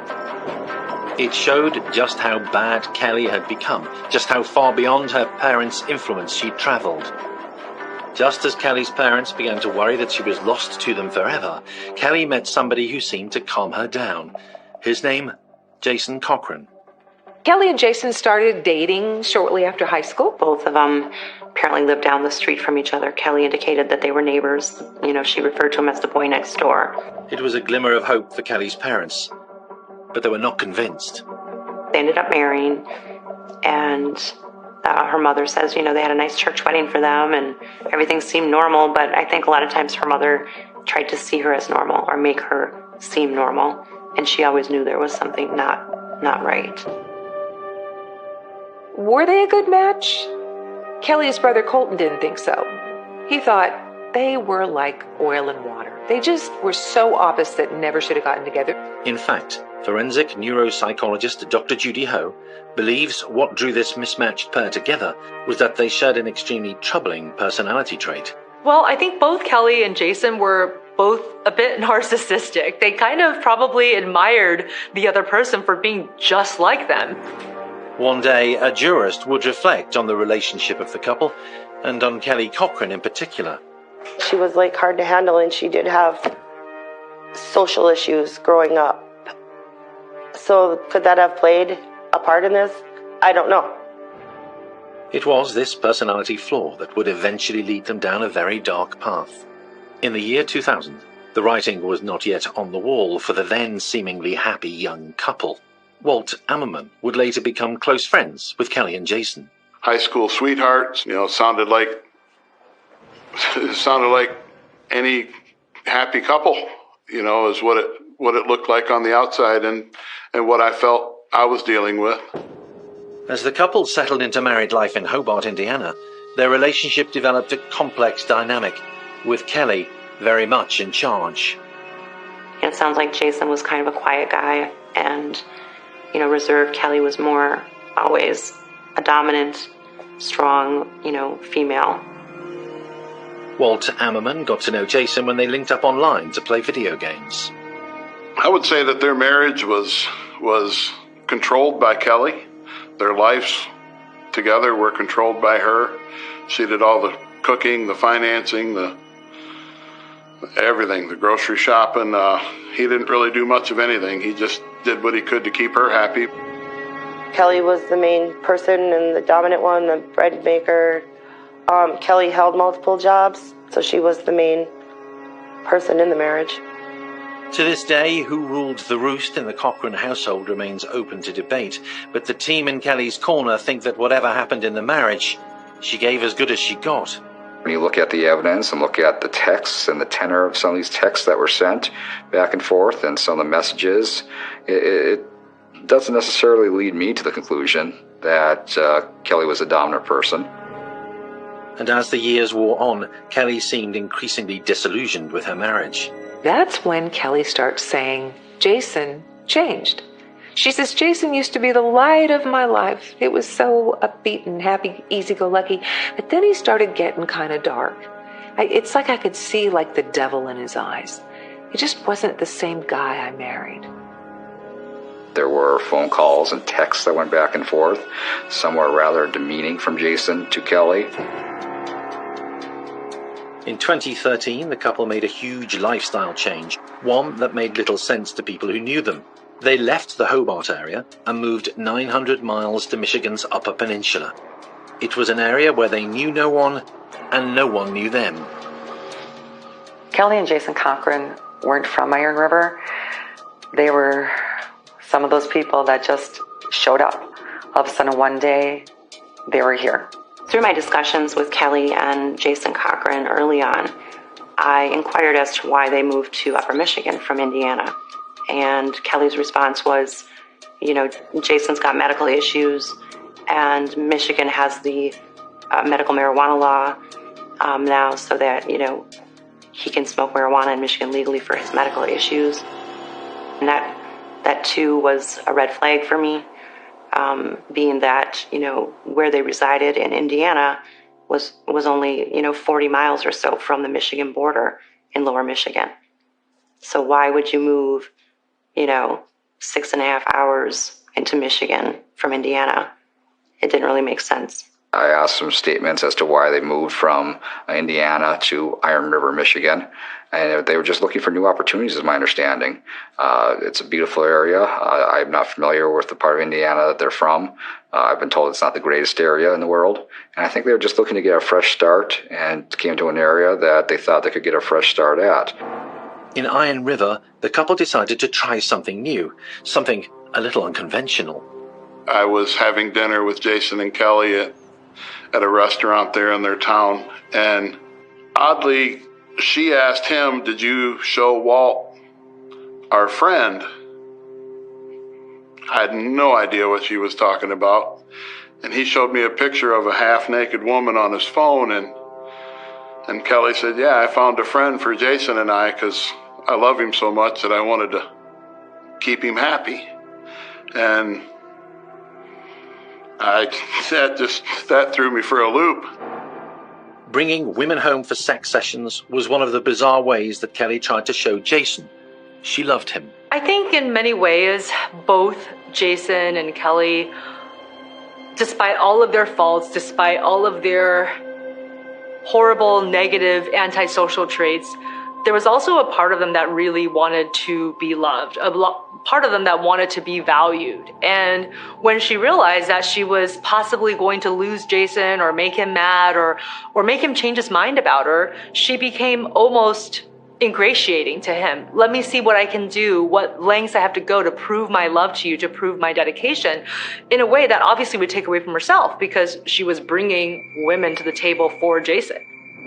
It was just one troubling feature of the Cochrans' unconventional marriage. And so I think it just shows the ups and downs of many individuals who actually end up taking up a life of crime, that there's actually a part of them that is quite needing of affection and doesn't believe that they're getting it. And they'll do anything, even debase themselves, to be able to get that type of affection.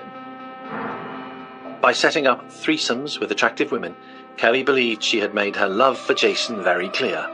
But was she testing his devotion to her when she started playing the field? One of Kelly's lovers became a long-term affair. His name, Chris Regan. She winds up meeting Chris Regan on this job at a mine equipment company. And before long, they are having sex. Had the time come for Kelly and Jason Cochran to put their wedding day pact into action? If either took a lover, the other would kill that lover. This is certainly not the kind of conversation you might have in a normal relationship in terms of what happens if one person cheats.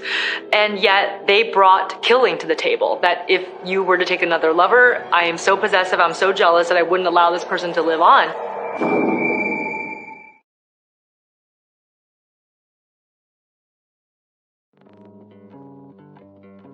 In 2014, not long after moving to Iron River, Michigan, Kelly Cochran began an affair with co-worker Chris Regan. Chris had originally moved to the area to be with his girlfriend, local school teacher Terry O'Donnell. He soon fell in love with her and his surroundings. It's beautiful. Lots of rivers and lakes.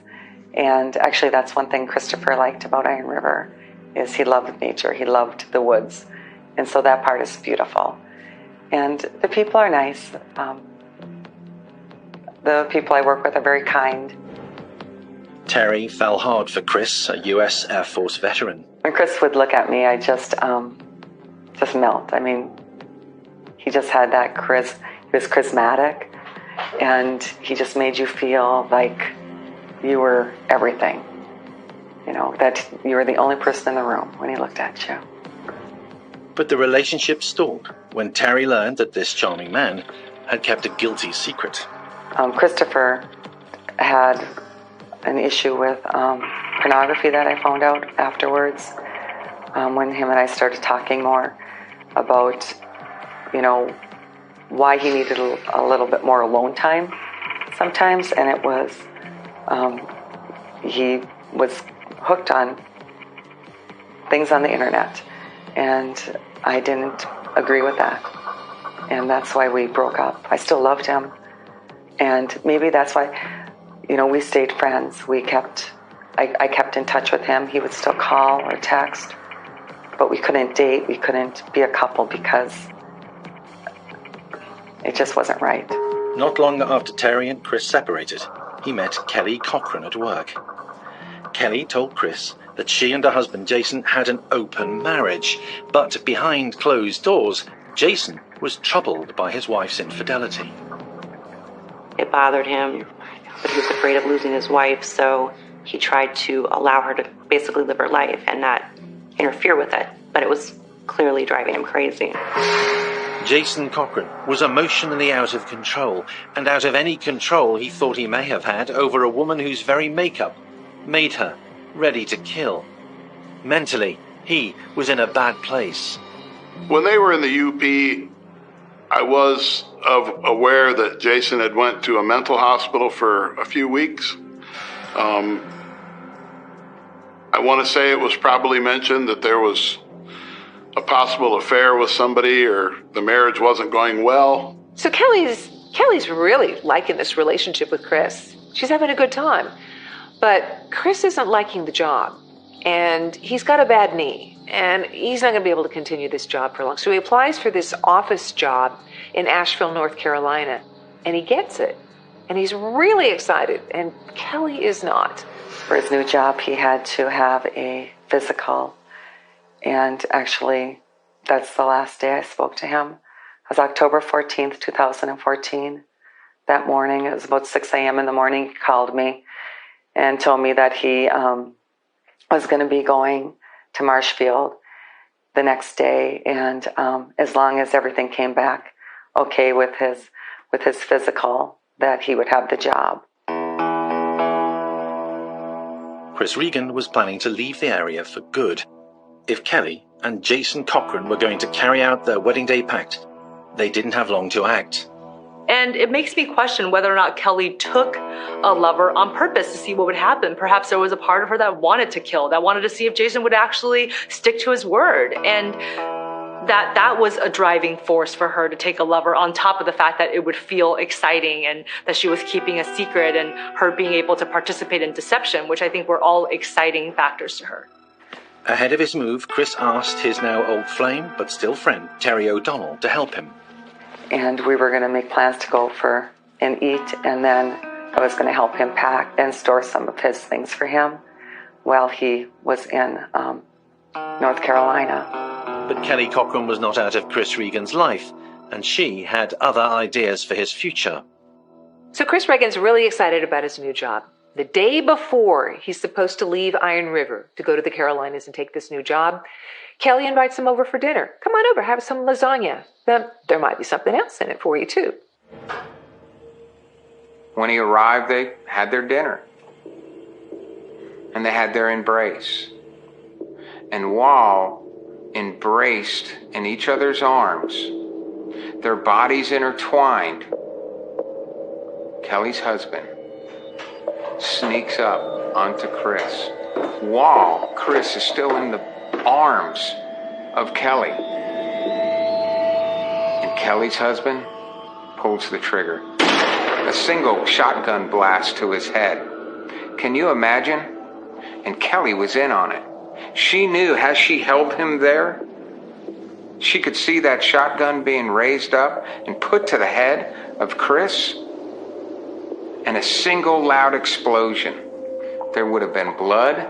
There would have been brains everywhere, including on Kelly herself. She would have been covered in brain matter and blood from somebody that she was just sexually intertwined with. So now Chris is dead. What do? They lay some plastic wrap out and they start cutting Chris's body into pieces. And they're using this electric handsaw. In fact, Kelly later admits that she had to go out and buy a cord for this handsaw. And they're cutting his body, they're sawing it into pieces, and they're dumping the parts into garbage bags. They take the garbage bags, load them in the truck. Then they take the electric saw, they take the plastic, they burn it all in a burn pit. They take that and they dump it into a place called the Caspian Pit. It's this big mining area. Then they take the body parts to a remote field and they just dump it in the woods. The vow Kelly and Jason had made had been honoured. A man was dead and Kelly Cochran had blood on her hands. When Terry O'Donnell didn't hear from Chris for a few days, she began to panic. I kept texting, messaging him, and I got no response. And normally he would respond immediately, or when he would have a break if he was at work. So I thought, he's busy. He had packing to do. He had to find a place to live down in North Carolina. And a week went by and I still hadn't heard from him. On October 27th of 2014, I met Terry O'Donnell, who came to the police department as I was leaving for the day. She was shook up. She was crying. That's when she told me that something was wrong. Her friend was missing. She hadn't heard from him since October 14th. And then one of his coworkers spotted his vehicle parked in a park and ride just east of Iron River. I was talking to people at work and I was, what should I do? I can't get a hold of them. And I went up to the apartment, knocked on the door, and there was no one there. And everyone told me that I was being paranoid and that I should just, relax. I mean, she checked in with him pretty much daily. And that's why it was odd to her when she couldn't make contact with him. And one of my friends that he works with told me he hadn't been at work for over a week. And then I got panicky. And then he told me that he saw Christopher's car at the park and ride in Bates.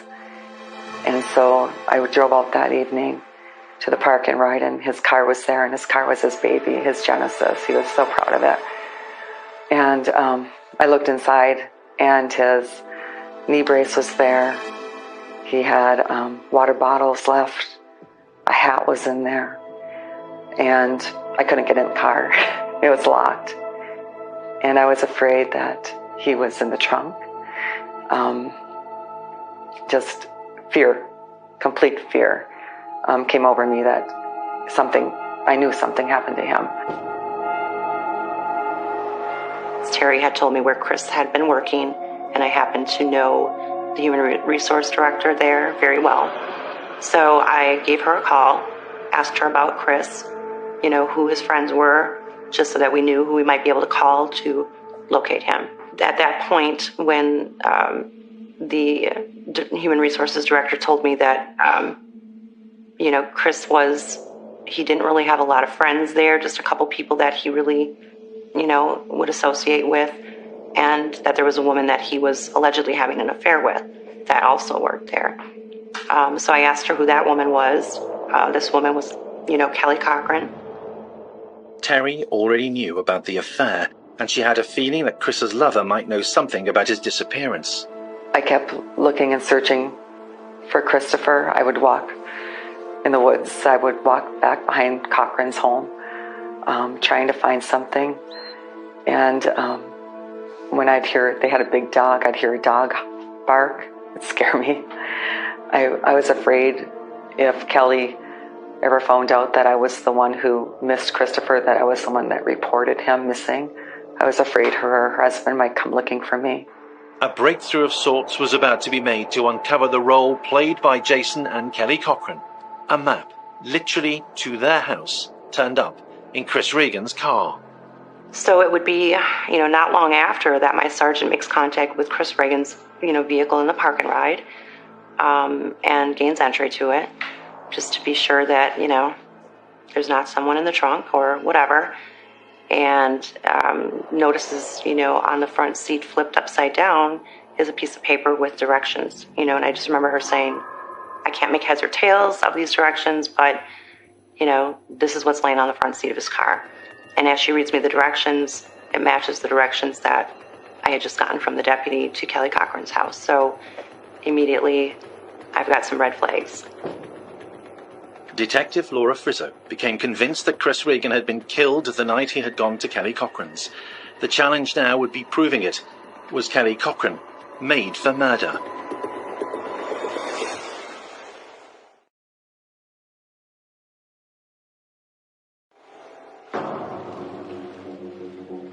Chris Regan was missing. Suspecting foul play, state troopers paid a visit to Kelly and Jason Cochran. They were met by Jason Cochran, who seemed irritated and told them that Kelly was not there.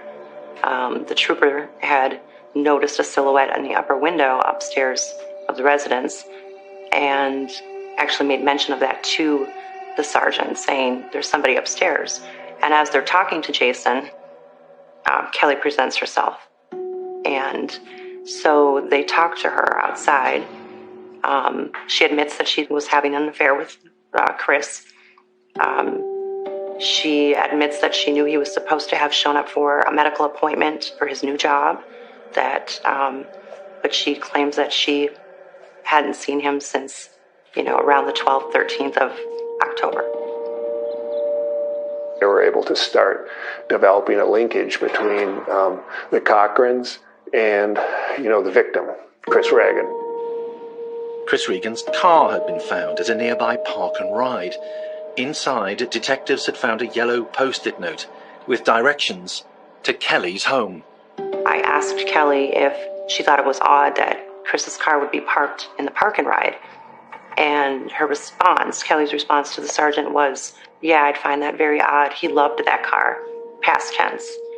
And she found that to be very odd as well. They haven't said anything that he's murdered or that he's missing. She's already referring to him in the past tense. I knew that Christopher wasn't alive anymore. I knew something's happened to him, that somebody did something to him. Detectives shared Terry's instincts. They felt certain that Chris had been murdered and they believed the Cochrans were responsible. But they had no proof, no body. They did, however, have a very nervous suspect. I remember during the interview of Jason Cochran, in particular, how he immediately entered the interview room and immediately, broke down, began to cry about his health issues and his life. And it was just my opinion at that time that people don't generally act that way, that to me was a sign of guilt or nervousness or anxiety or whatever it was, but to me it wasn't normal. And to me it was a huge red flag. His behavior was a huge red flag. Kelly, on the other hand, was completely unfazed by finding herself in a police interview room. Kelly was just so calm and cool and relaxed that anyone that would have met her for the first time would have thought, there's no way she can hold it together this well if she had been, taken part in something like this. Body language, she was able to control. Jason was completely the opposite. Couldn't hold it together. Kelly said, I stopped by and he wasn't home. I didn't know where he was. And, just like it was just another day. 5 months passed with no sign of Chris, dead or alive. With the post-it note and the admission from Kelly of an affair, Iron River Police were able to take the search a step further.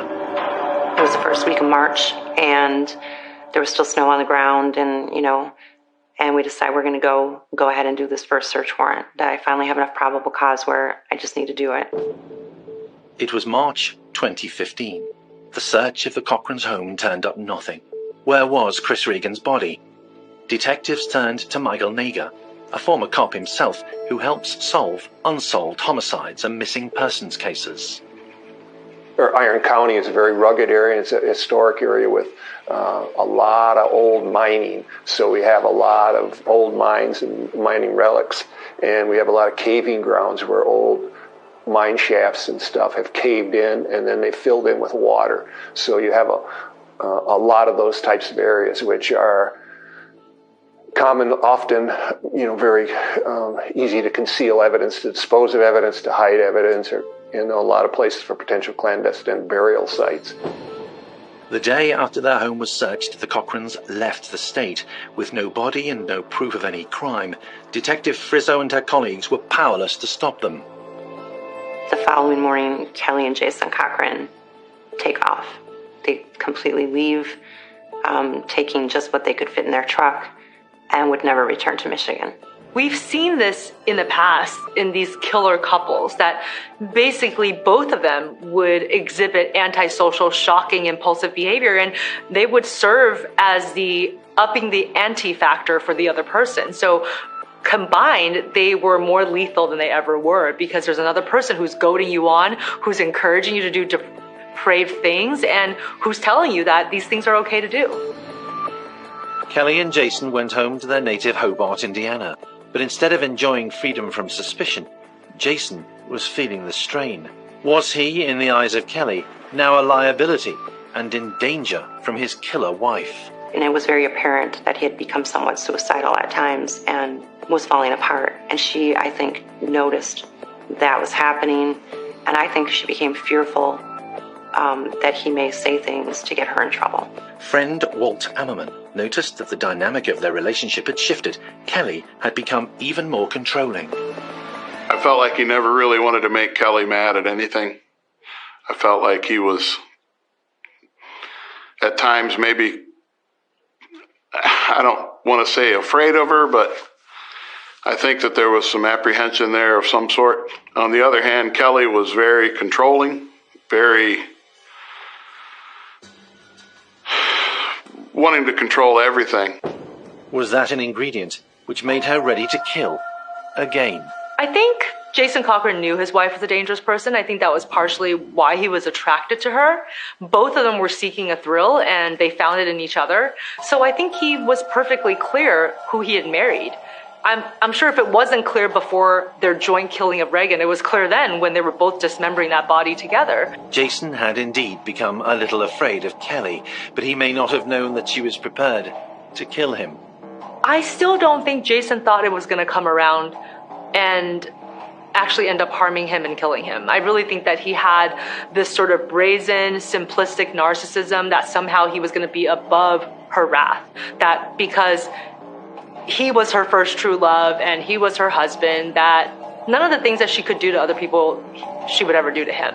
He couldn't have been more wrong. In February 2016, Kelly Cochran was at the marital home in Hobart when she made a frantic telephone call.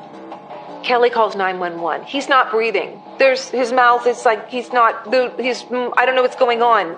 It might be an overdose. I don't know what's wrong. She's like panicking. The police arrive, and from all apparent appearances, it looks as though Jason is a heroin user and Jason has overdosed on heroin. To first responders, it looked as though Jason, like so many heroin addicts, had accidentally killed himself. Within hours, Kelly had been in touch with Walt. There was a phone call on February 20th, Kelly contacting me to say that Jason had died that night, and immediately my wife told me, well, she did it. And I wasn't really buying that yet. And over the weekend, she was very adamant about the fact that I needed to contact somebody in law enforcement in the Upper Peninsula and tell them that Jason was dead, because it's not even the same state where he died in. And she knew enough about the law to know that they needed to know. So I contacted the FBI and I said I knew Jason and Kelly very good, and they had told me that they were being looked at for this person missing. They have not told me anything about the fact that they did it or anything like that, but I feel I needed to let you know that one of them died on Saturday, and this is Monday. And right away the guy said, how did Jason die? I said, I didn't even tell you it was Jason. He said, if one of them died, it was Jason. And we need to get on that. I get a call from two of the FBI agents that I've been working with who tell me they got a call on their tip line saying that, something was not right, that they feel like Kelly was involved in Jason's death. They feel that there's something more to this Michigan case with the missing man. With fresh information reigniting Laura Frizzo's investigation in the Upper Peninsula, a second detective, Jeremy Ogden, picked up the case, 7 hours south in Indiana. I answered a phone call from the FBI tip line, and they said that they had received an anonymous call, and that, we needed to take a closer look at Jason Cochran's death. And at that time, I didn't even know that he had died. And they said that, it was a possibility that Jason Cochran and Kelly Cochran had been involved in a missing persons case up in the UP, and that, they had fled to Hobart, Indiana. Killer Kelly Cochran's murderous ways were slowly coming into focus. Walt and his wife did not believe Jason had died from a heroin overdose, nor did detectives in 2 states. Meanwhile, Terry O'Donnell was convinced Kelly and perhaps Jason had had a hand in Chris Regan's death. Detective Jeremy Ogden decided to ramp up the pressure a little by showing up at Jason's funeral. How would Kelly cope? I had been standing in the back of the room watching her before I ever walked up there. And she had sat there pretty silent, and I hadn't seen her shed a tear. She was just sitting there very quiet, and she looked angry almost. And so after I paid my respects, I walked up to her and I gave her a hug. And I think it shocked her, and she, acted as though she was crying at that point. She, seemed like she was upset, and I just went on my way, and I sat in the back of the room, and I sat there. And there's a cousin to the family who knew me from my law enforcement career, and he said, "What are you doing here?" And I said, "I'm looking into Jason's death." And he said, "Well, you're going to want to pay attention." I said, "Okay." Ogden was told to dig deeper. Everyone suspected there was more to Jason's death than a simple overdose, but with plenty of suspicion and no real evidence, Ogden and his colleagues needed a breakthrough. They cooked up a bold plan, one that relied on a little help from Jason's friend. And I said, "I need you to do something for me. I want you to be my confidential informant." And Walt looked at me and he said, Am I going to be in danger? Both Laura Frizzo and Jeremy Ogden became convinced that the key to uncovering Kelly's role in Jason's death was to find out exactly what had happened to Chris Regan. I had to find out where Christopher Regan was disposed of in order for Kelly to confess to killing Jason. And I knew this from the very beginning. I knew that she would never confess to killing Jason unless I somehow got her to admit what happened to Chris Regan. The vast open spaces of the Upper Peninsula had been searched dozens of times, without a trace of Chris's body.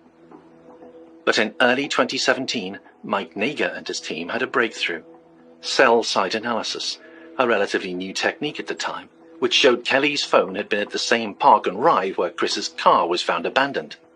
Meanwhile, a search of the Cochran's computer hard drives revealed satellite images of a very revealing location in the UP, one where bodies might be easy to hide. We ended up finding a satellite image, Google satellite imagery, that zoomed right in several times on the Caspian Pit, on a specific piece of the bank of the Caspian Pit. The pit was very close to the Cochran house. In the end, we were able to establish that by looking at the date on when that was downloaded from Google, that, it was prior to, in the end when we learned, it was prior to when Chris was murdered. When detectives visited the site, a picture of what had happened began very gradually to emerge. They discovered a burn barrel big enough to have been used to dispose of body parts. Its shape and size matched exactly a space in Kelly and Jason's garden. Chief Frizzo, using some state police divers, found the barrel for the weapon that was used to kill Chris, and that was relatively near the Cochran's house. It was just a couple roads away. I mean, you could basically see that, from their house almost, if it wasn't for some trees. In Indiana, Jeremy Ogden hauled Kelly Cochran back into the interrogation room. She deflected questions about why their burn barrel had turned up in the Caspian pit and came up with an excuse for visiting the car park where Chris's vehicle had been found. It was time to launch a sting operation. Could detectives get the evidence they needed to prove that Kelly Cochran was a woman made for murder?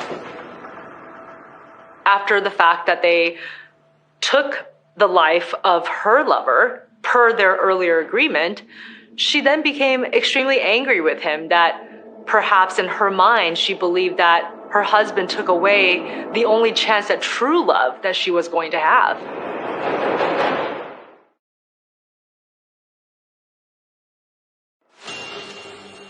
She had been the heroin user teenager, the blushing bride, vowing murder on her wedding day, and by 2018 she was suspect number 1 in 2 murders. To catch Kelly Cochran, detectives from Iron River, Michigan and Hobart, Indiana recruited friend Walt Ammerman for a remarkable sting operation. I talked to Walt for all of about 5 minutes, and I said, "You are the kind of man that every detective hopes walks into his case, and I need you to do something for me. I want you to be my confidential informant." He said, I have an idea, and I want you to call her on a recorded call, and I'd like you to tell her that Jason mailed you a letter a while back and wanted you to hold on to it in case something ever happened to him. Please forward this letter to the Iron River Police Department. Attention, Chief Laura Frizzo. Do not open the letter that's contained within this manila envelope. And I signed it, Jason. My first thought was, this is never going to work. You know, she is too smart. She knows everyone's looking at her closely right now, especially with her husband dying. There is no way she's going to fall for this, but I was willing to try anything. I called her, and it was kind of convenient that she was kind of busy, so it was going to be a short call. I found out later she was at his parents' house. And I just said I had this letter that Jason mailed me and told me to hold on to another letter and said if anything ever happened to him, I needed to send this on to the police in the Upper Peninsula. And her sigh and her cry and her please don't are 3 things I'll never forget. The woman made for murder was about to incriminate herself. There's this huge gasp for air by her. And at that moment, I'm like, okay, hang on, what's coming next? And the next words are like, don't send it, don't do that, throw it away, whatever it is that she uses. But it's to get rid of it. Distance yourself from it, distance me from it. Don't do this to me. And for those 30 seconds, it was like I had the biggest fish of a lifetime on, because I knew that she had taken it all the way. Cochran believed the letter was authentic. She knew the game was up. The face of a killer was slowly emerging. Cochran began talking. They don't want to tell you until you catch them. Once you catch a person like this, then they want to tell you. They don't want to tell anybody because they still have that survival mode in their mind where they're protecting themselves and they don't want to go to jail. And they don't want to be discovered. I think after you catch them, he's right. Then they want to tell you because they want everyone to know what they really are. He just sent me an email. I, of course, right away opened the email, and there's a copy of the recording from this phone call. And I thought, obviously it didn't go well because he would have called and told me. So I'm sitting in my, office, and I open this recording. And when I listened to it, I just about fell off my chair. And I thought, he got her.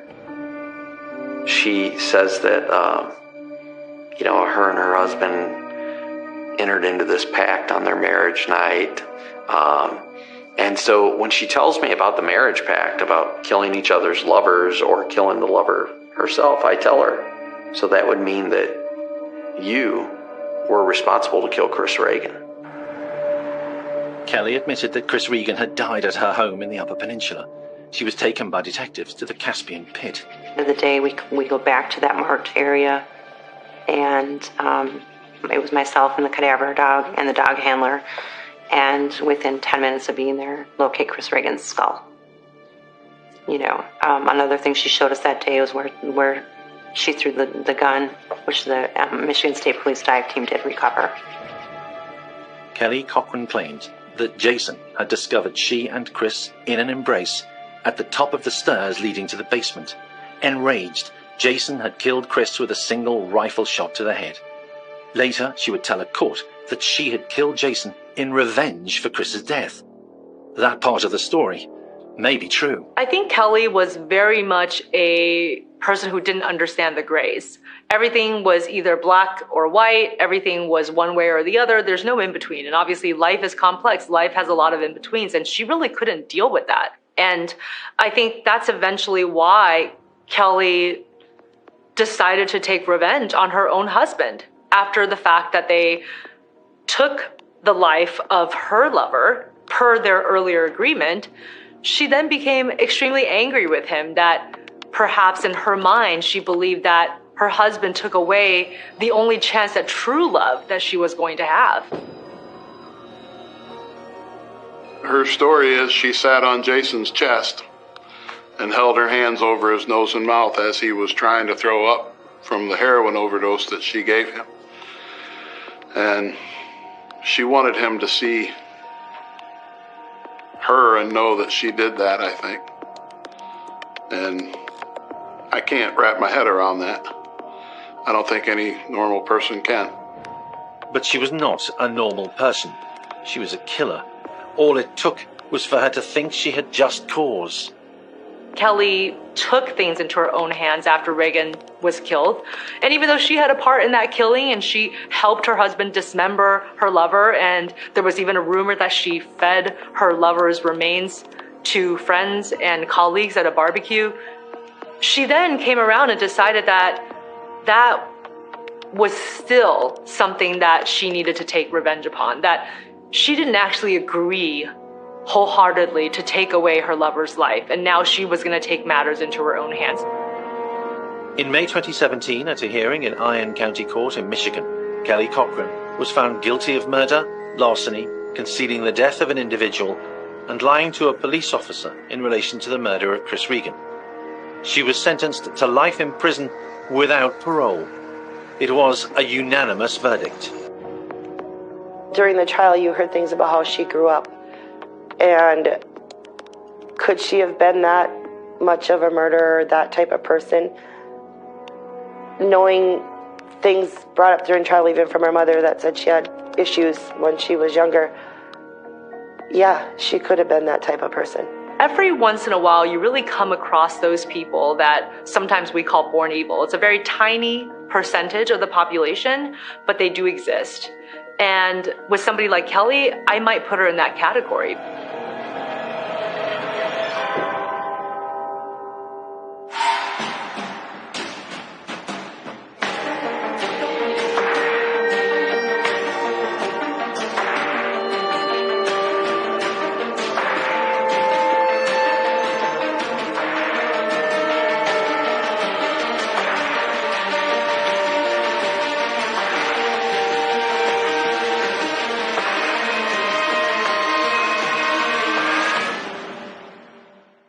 Violence that some viewers may find distressing.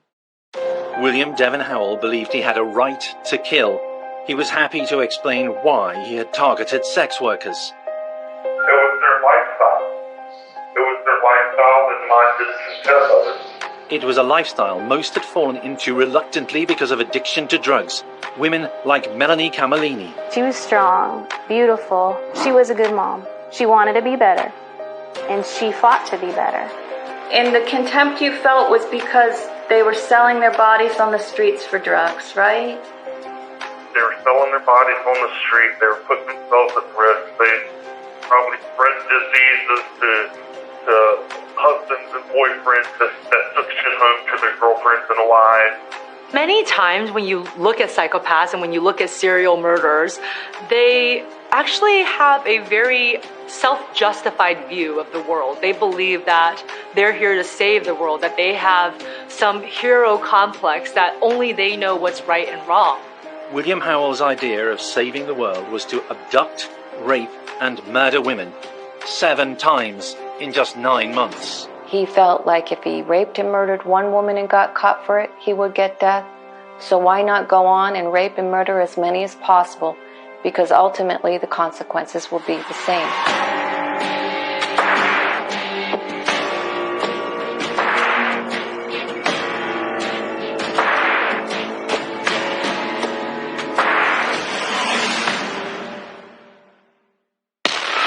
How did William Devon Howell become one of Connecticut's most prolific serial killers?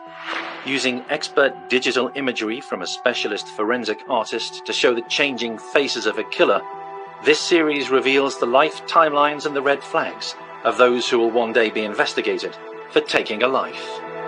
I don't believe William ever thought that he had power. And I think he only believed he had power when he was raping and assaulting these women who he believed deserved to be raped and assaulted. Connecticut in the spring is a lovely place to be a gardener, which was William Devon Howell's job in the early part of the century.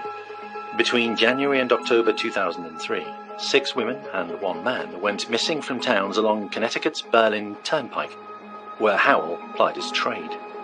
One of the missing women was 33-year-old Nilsa Arizmendi. Her sister reported her missing on July the 31st, 2003, around a week after she was last seen leaving this motel. She'd been living at the motel with her boyfriend, Angel Sanchez, known as Ace. Nilsa would stay here, and in the afternoons, she and Ace would walk along the Berlin Turnpike after they left the motel and arrive at the inner city section of New Britain, where Nilsa would prostitute and Ace would purchase their drugs. At the end of their evenings, they would walk all the way back to the Almar Motel. On the night of her disappearance, Nilsa and Angel visited an almost deserted grocery store car park. They're there to purchase drugs. The boyfriend says that Nilsa was there to meet her connection, the one that she bought drugs from. And Nilsa gets in this van, and she's never heard from again. Nilsa would do what it took to feed her lethal opioid addiction. Around that time, she was far from alone. Other women working the Berlin Turnpike were in the same position. When Nilsa was reported missing, police went straight to her boyfriend, Ace. One of the suspects, of course, was Ace Sanchez.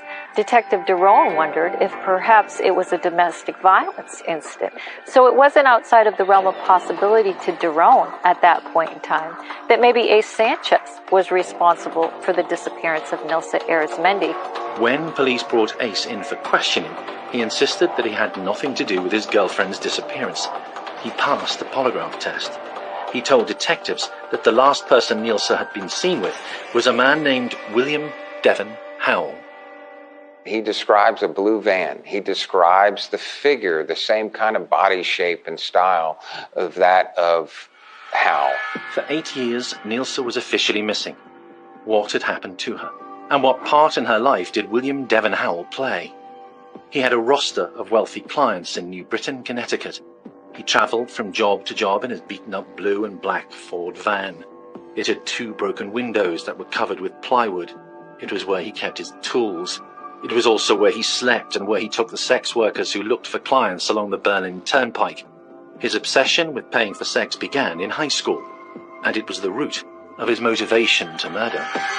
Howell began to solicit prostitutes at a very young age. He describes for me the first time that he drove to Newport News, and he went to the red light district of this city in Virginia. He was only 14 years old. He stole his father's car in the middle of the night and drove silently off and picked up his first prostitute. After that, he told me it became his secret addiction, soliciting prostitutes in the middle of the night. Anne Howard would one day delve into Howell's troubled background as she researched the cases of the missing women. A Connecticut woman herself, she became intrigued by what was happening in her part of the state. She would get to know Bill Howell well. By the age of 12, William Devon Howell's mother got sick with breast cancer. She was at the time in her early 50s. And this really did affect Howell quite a bit. She was sort of a source of stability in his life. She gave him protection and routine. She was a strong disciplinarian. Howell went off the rails. He told me that by the time he was in high school, there really wasn't a day when he wasn't drinking alcohol, sometimes in the morning before he went to school. He only kept his driver's license for about a year and a half before he got into a drunk driving accident. The thing of it is when I do drink, and not every time, but I can definitely say that almost every time I've ever been in trouble, I was drinking. The adolescent brain is so vulnerable to the effects of alcohol and substances, especially at that age. And it's basically like poison to your brain. And so for someone like this, who has heavily drank since his teenage years and throughout his teenage years, it's quite possible that he suffered basically a form of brain damage that was inflicted by his heavy alcohol use. Dr. Judy Howe is a forensic psychologist who examines the mental state of those standing trial for violent crimes. She believes Howell's teenage alcohol abuse could have permanently affected his way of thinking. Perhaps even certain brain structures fail to develop or others overdevelop. And the most common ones that might be affected in a teenager's brain are the frontal lobe, which has to do with judgment, decision-making, and impulse control, and also the amygdala, which deals with emotions like fear and anxiety. And so if some of those brain structures developed in a bad way or in a deficient way, you can see why his decision-making and his impulse control were always problematic throughout his life. And perhaps that he even really didn't feel fear the same way that an average person would if they didn't suscept themselves to this type of brain damage early on in their years. Howell's addiction to alcohol had begun around the same time that he became fixated on sex workers. He was preoccupied with sex, he was preoccupied with women, but not just any women. He was preoccupied with those women who were most vulnerable, prostitutes. I think it gives a very good indication that William was unable to have true connections with many people, and that this was a shortcut to having a more deeper, more intimate connection with women. And he seemed to have a very bipolar view of women. Women are either all good or all bad. Nilsa Arizmendi would certainly have fallen into Howell's bad girl category. Howell would admit to investigators that on the day that she went missing, he had given Nilsa a ride. But he told them that he'd let her out further down the road and she'd walked away. They didn't believe him. Detectives decided to investigate his distinctive van, and they discovered he wasn't the owner. His girlfriend did, a woman called Dorothy Holcomb. When a forensic team was brought in to examine the vehicle, they made an incriminating discovery. There's one small piece of evidence that's still left. Despite the efforts to clean that van, there's one small piece of evidence, and that is blood. If I had some mystical, magical crystal ball that I could look into and I could see that these women wouldn't go to the cops if I let them go, I would have let them all go.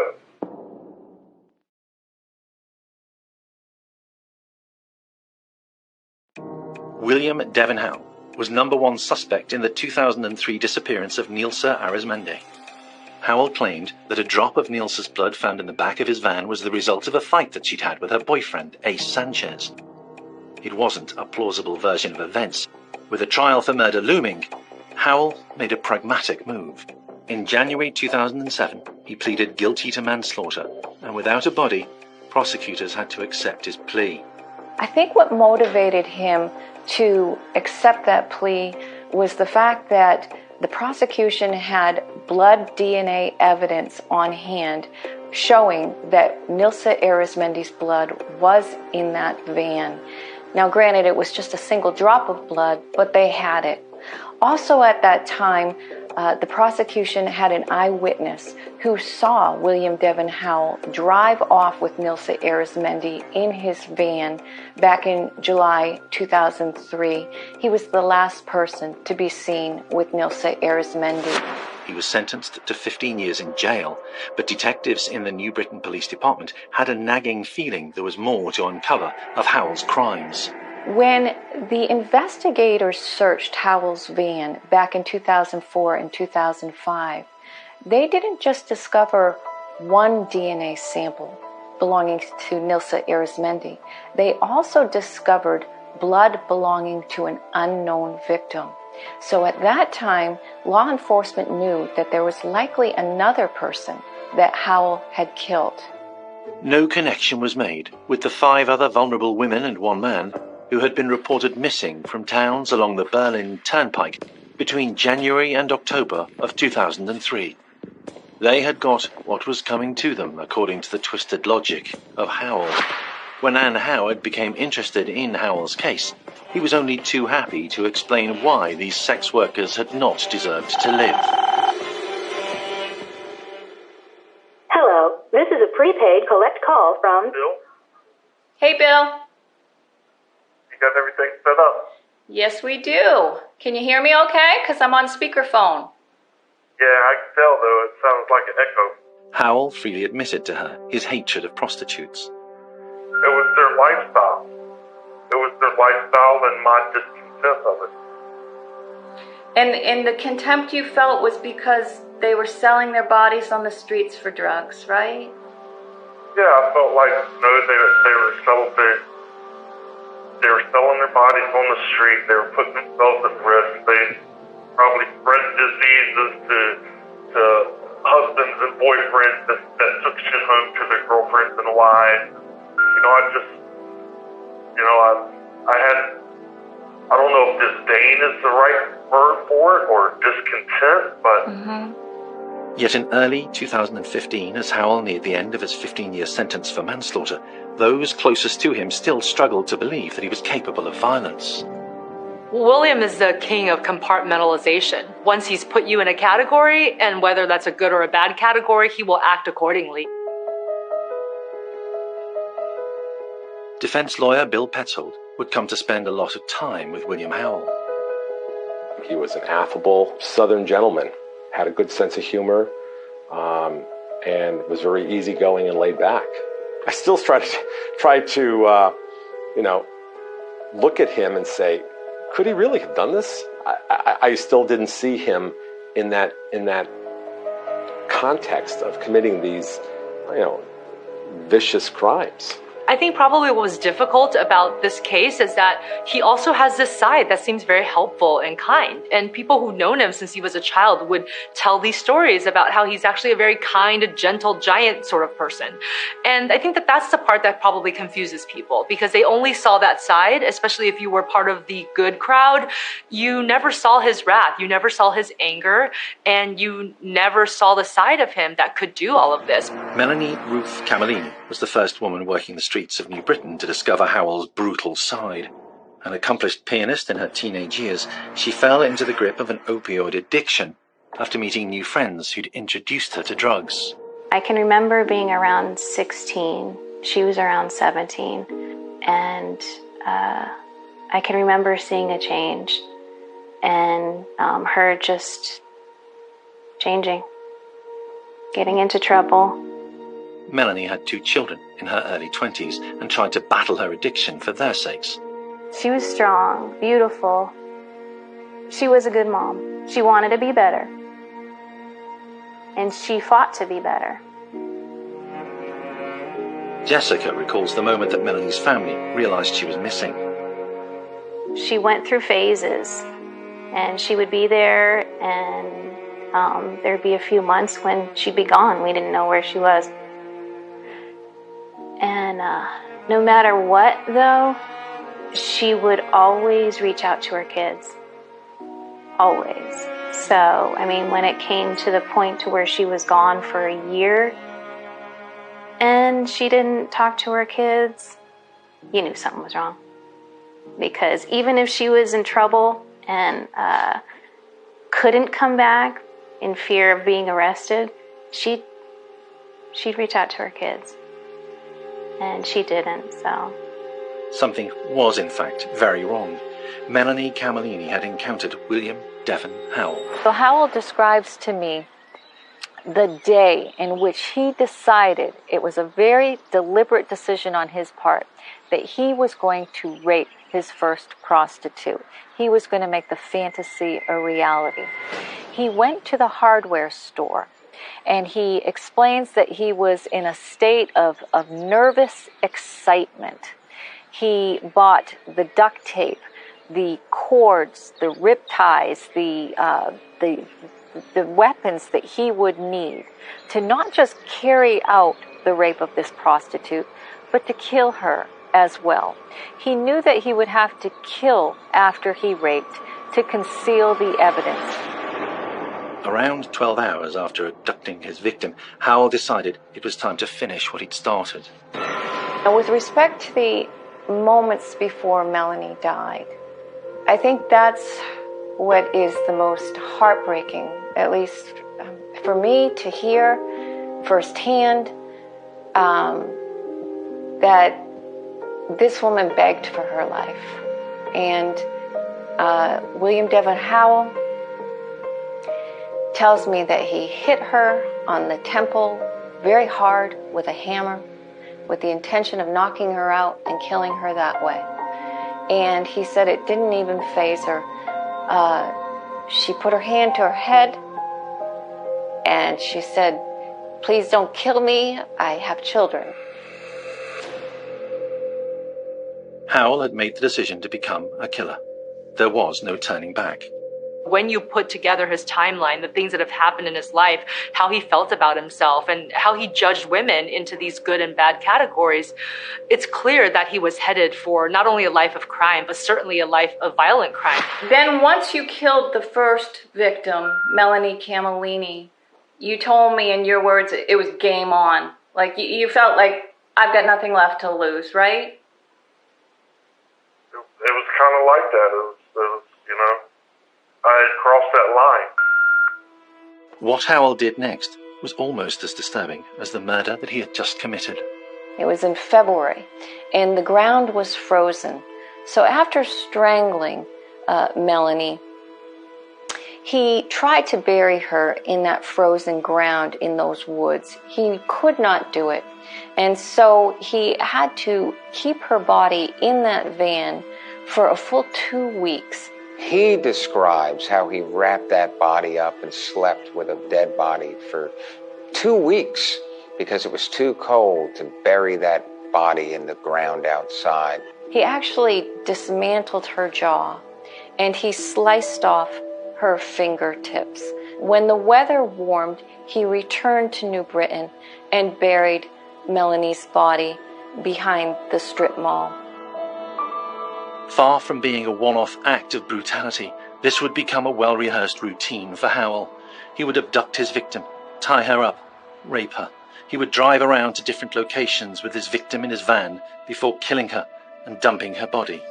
First off, he would stop his van over there behind the strip mall and dump the parcel or the body of his victim wrapped in garbage bags deep into the ravine. And then what he would do is he'd get back into his van and go over to the McDonald's parking lot, park his car, and come back to this location where we're at right now. And William Devon Howell would walk this trail and make a sharp right that led into the ravine where the parcel that he had left was left in the ravine. He would retrieve a spade, a shovel that he had stored behind the guardrail, and then he would drag that body along with his shovel about a few hundred yards into the woods to the location that he was known to call his garden, which is where he buried in very shallow graves the 7 bodies of the people that he killed.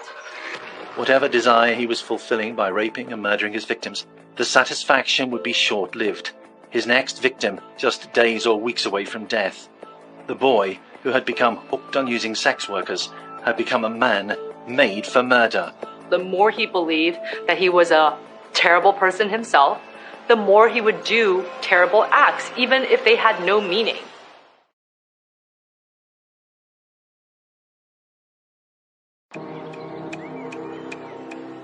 In prison for manslaughter, the bones of William Howell's 7 victims lay buried in a wooded ravine just off the Berlin Turnpike. Only Howell knew that they were there and what he'd done to them. Marilyn Gonzalez is thought to have been Howell's 2nd victim. In May of 2003, he was driving through the streets of Waterbury, and he came upon Marilyn Gonzalez. She was also a young mother who had a drug addiction and was turning tricks on the street. As with Camellini and most of his other victims, Howell knew that that night the woman that he paid was going to end up dead. He knew that he would rape Marilyn Gonzalez, and as with all of his other victims, that took place over a 12-hour period.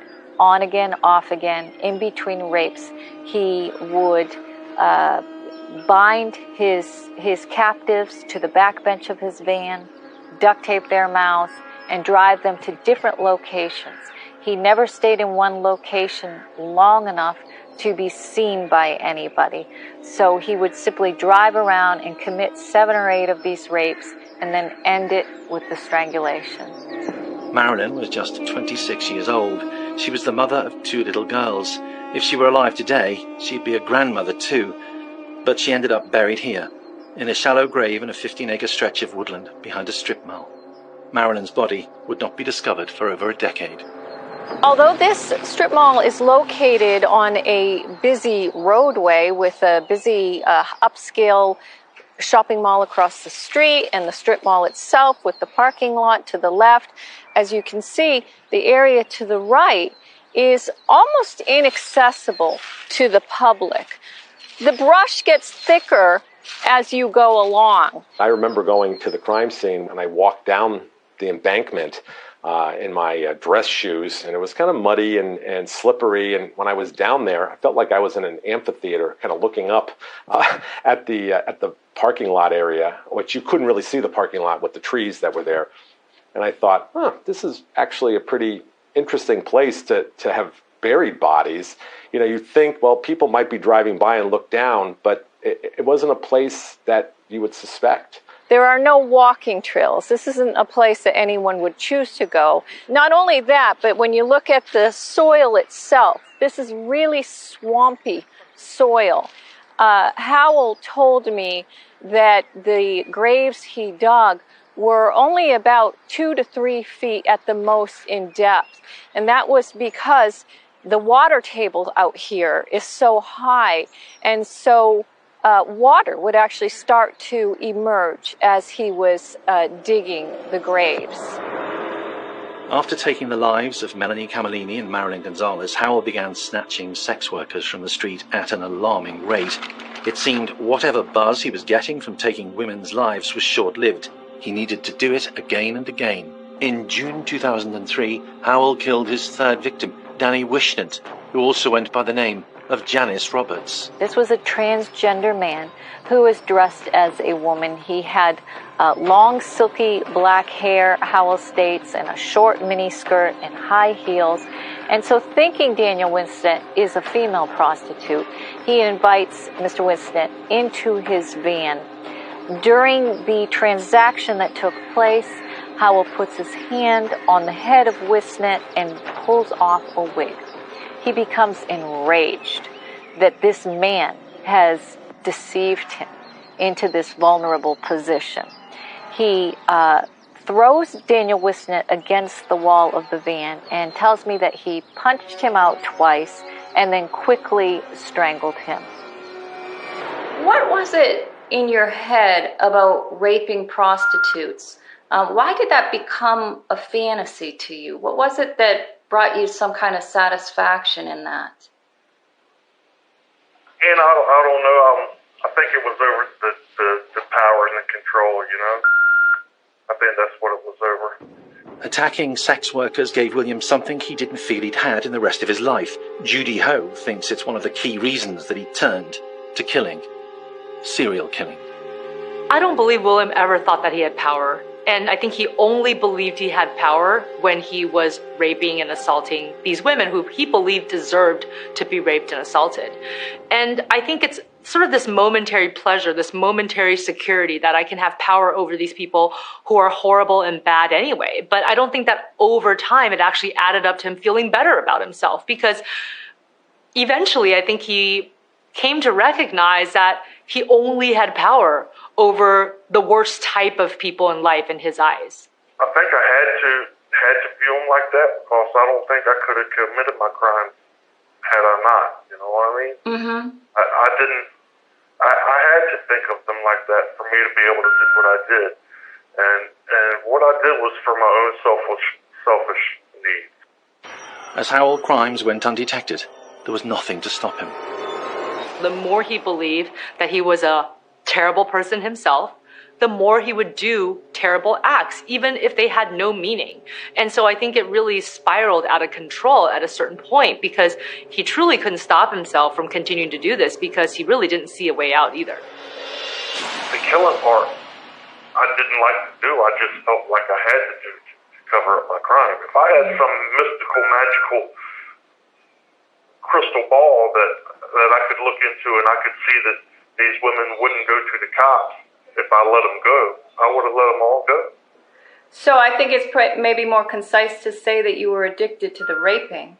I was addicted to the control that I had over them at the time. So this was again a case of society's castaways, society's most vulnerable people, people who others might look at as perhaps not worth the effort, that are cast off. And so nobody notices that they're missing. In the summer of 2003, he abducted 2 more vulnerable women. The first was Diane Cusack. She had been addicted to drugs for many years and lived a very hard life on the streets. And in her 40s, Howell picked her up in New Britain, Connecticut, and went through his similar routine of raping and strangulation. After strangling her in the McDonald's parking lot, he buried her behind the strip mall right next door. Howell would also go through this very drive-through with some of his victims held captive in the back of his van, tied up and duct taped. And he said to me that he would turn the music up high so no one would hear him or hear the victims if they were screaming or cried for help. Having killed 3 women, it was on the 25th of July 2003 that Howell picked up Nilsa Arizmende. She got into his van to buy drugs.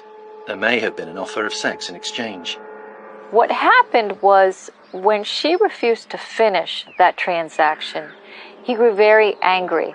He decided in that split second, I am going to rape and kill this woman. Months later, Howell would be arrested in connection with Nilsa's disappearance. But before he was apprehended, he murdered his 6th and 7th victims. In August of 2003 was Mary Jane Menard. He picked up Mary Jane Menard on the streets of Waterbury, Connecticut. So Mary Jane Menard had back surgery, and at that time she was faced with chronic pain.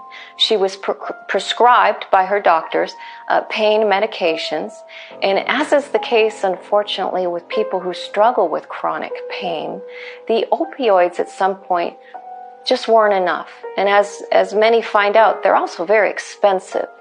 And so Mary Jane Menard, unfortunately, began to use heroin to help cope with her chronic pain.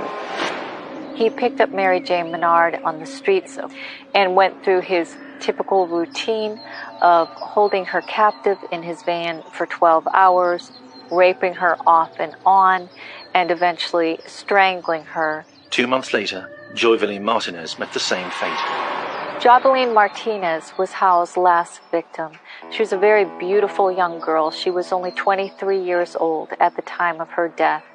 William Devin Howell picked her up on Hillside Avenue in Hartford, Connecticut. Joyveline had been a track star at school before becoming hooked on drugs. She lived with her mother, who raised the alarm when Joyveline failed to show up for her own birthday celebrations. Howell had killed 7 times, but law enforcement knew only of Nilsa Arizmende. That was until the day that William Howell became tempted to boast about what he'd done. he starts to tell the story to a cellmate. And as he tells his story, it's almost like a steam engine going down a hill. It gets faster and faster and faster. And he reveals the most intimate details of every crime that only somebody who knew these crimes would be able to tell.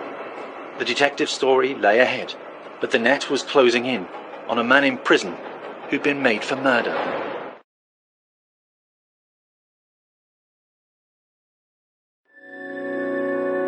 He had been a teenage drunk, working evenings and weekends to pay for sex workers, and by the age of 33, Howell was an habitual killer.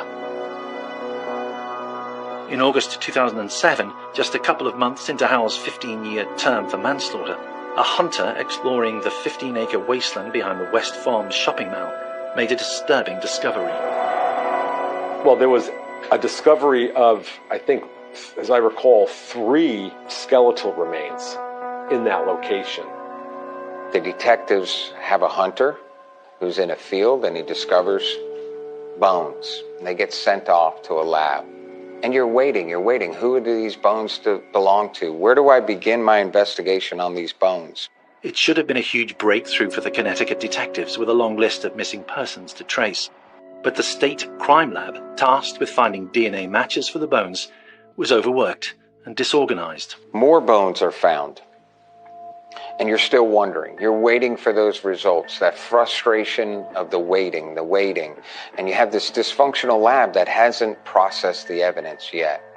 It would be 2013, 6 years after human remains had been unearthed, when detectives were finally able to tell 3 of the missing women's families that their loved ones had been found, murdered. The families of Diane Cusack, Joveline Martinez, and Mary Jane Menard. Fearing more bodies could be buried, investigators vowed to keep searching the rugged 15-acre wasteland. It would be a long and difficult task. In the meantime, they were urgently trying to find out what linked the 3 women whose bodies they'd identified. Then out of nowhere, new information. An inmate called Jonathan Mills came forward who was serving time alongside William Howell. Almost out of nowhere, you receive information to go speak to an inmate. An inmate has information on this case. And when you go and you interview that inmate, he reveals to those detectives detail after detail. He is able to identify some by their first names of who these victims are. And it is in such a manner that the detectives, it's like switching a light switch on. This inmate is specifically talking about those bones found in that field. The inmates had been playing cards in their cell, and one of the cards had a picture of a missing woman on it.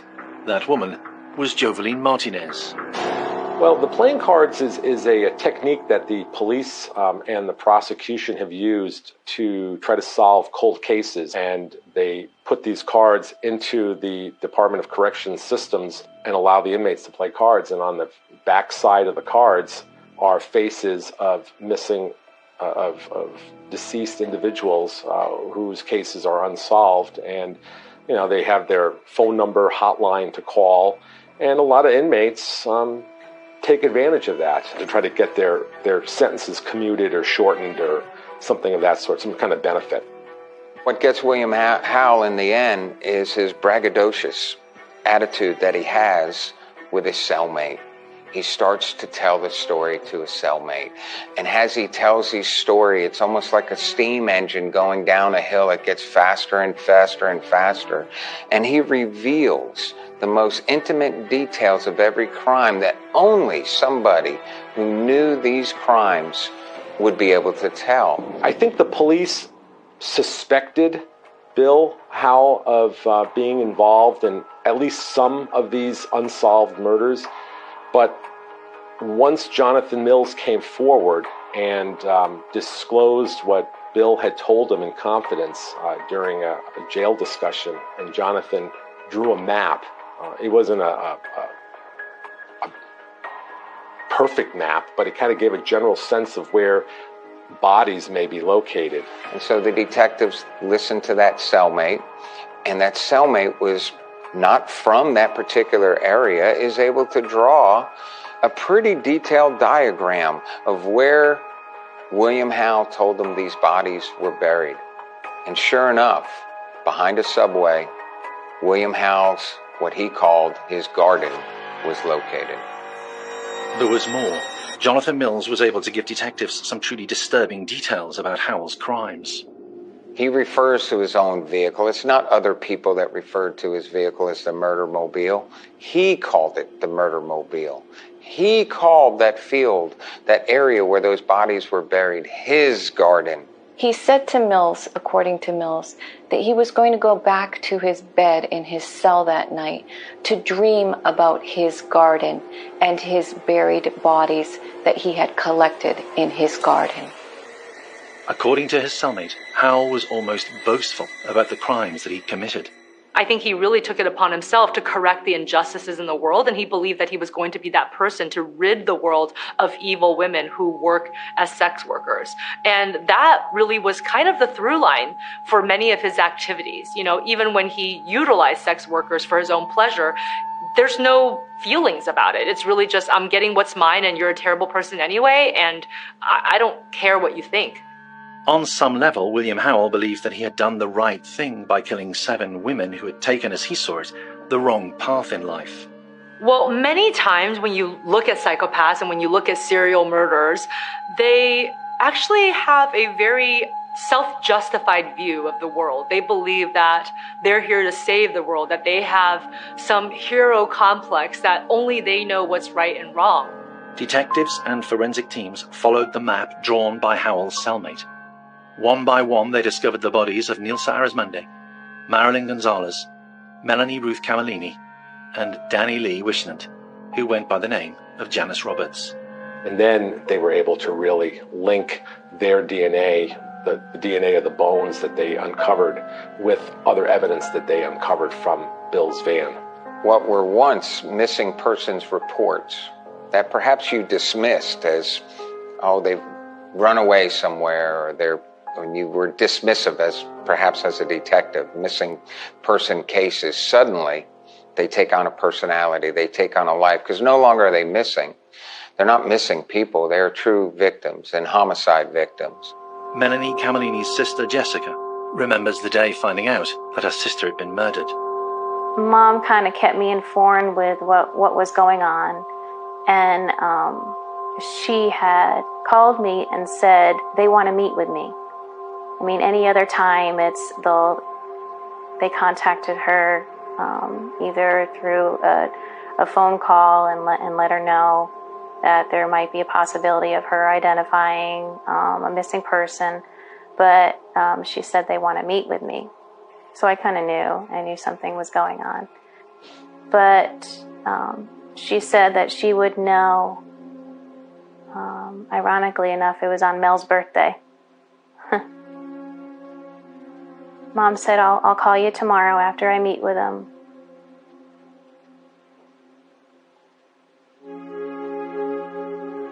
And I remember her calling, and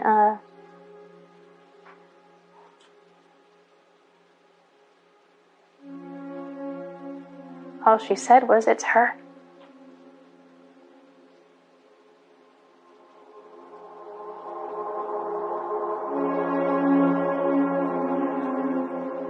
You go back and you look at the lives of the victims, you see a face. You see what they look like. It's no longer just a bunch of bones in a field. It's somebody's beautiful daughter, somebody's beautiful sister. And it's all the things that make William Howell the ultimate thief. He stole weddings, he stole futures, he stole celebrations, all from these families. He stole perhaps the hope of redemption and reconciliation that the families were longing for, that they will never get, because William Howell buried those bodies in his garden. When Howell finally admitted his guilt, he officially became Connecticut's worst serial killer. After keeping a secret in prison for so many years, he poured it out to a cellmate, and now he was ready to tell his story to Anne Howard. I guess the saddest part is that even though you're suffering in that isolated cell, you know, at least you have a life. Your victims don't.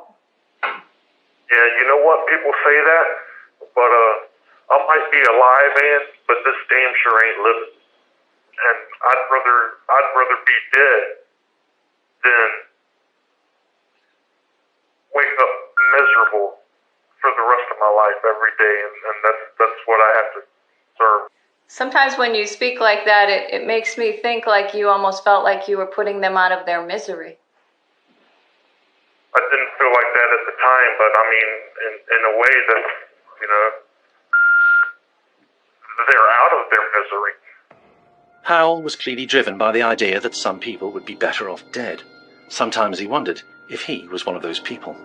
I think that there was a huge part of him that actually had incredibly low self-esteem and didn't think very highly of himself and kind of confined himself to this life that I'm just going to be this vigilante that kind of nobody actually appreciates, but I'm still going to do it my way regardless. If William Devon Howell hadn't been linked with the disappearance of Neil Saharsmande, he may well have gone on to take the lives of countless more vulnerable women. William is somebody who has a misshapen idea of good and bad and justice and has taken it into his own hands to correct what he believes are the inequities in our society. And as a result, many people died and suffered at his hands. After pleading guilty to 6 more murders, Howell was sentenced to 360 years in prison. A teenage drunk and perverted sexual predator, William Devon Howell truly does appear to have been made for murder.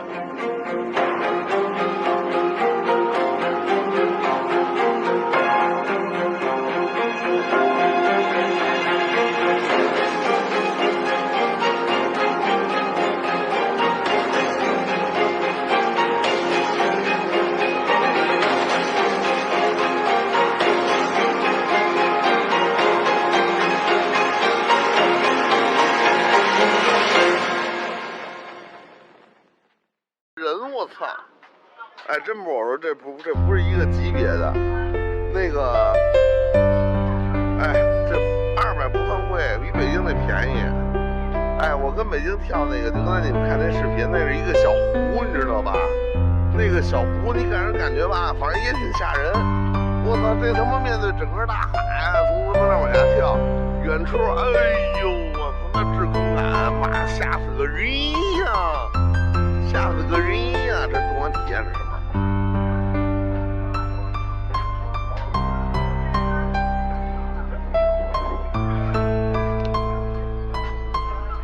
哦，玩3D 啊！哦，这是玩3D 的，穿越瞬间发生。没。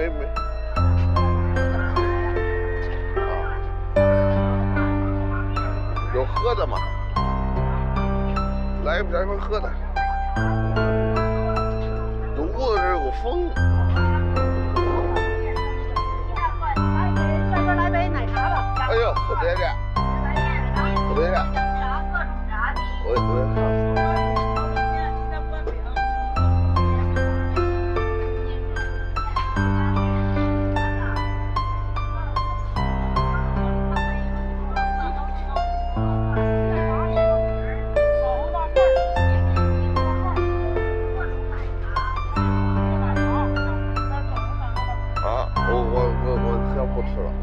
不吃了。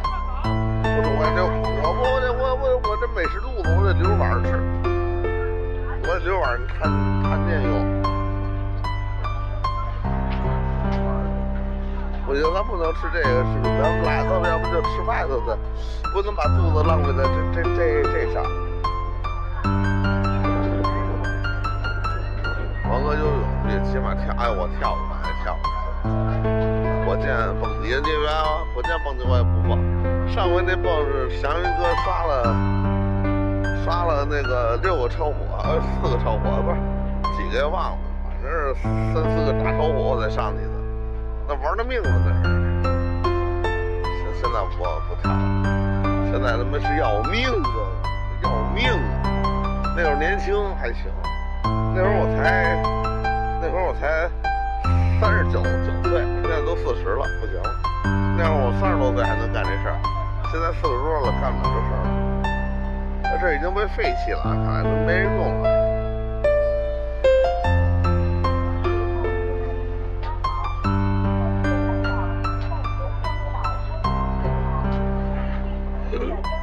还真是100万热度。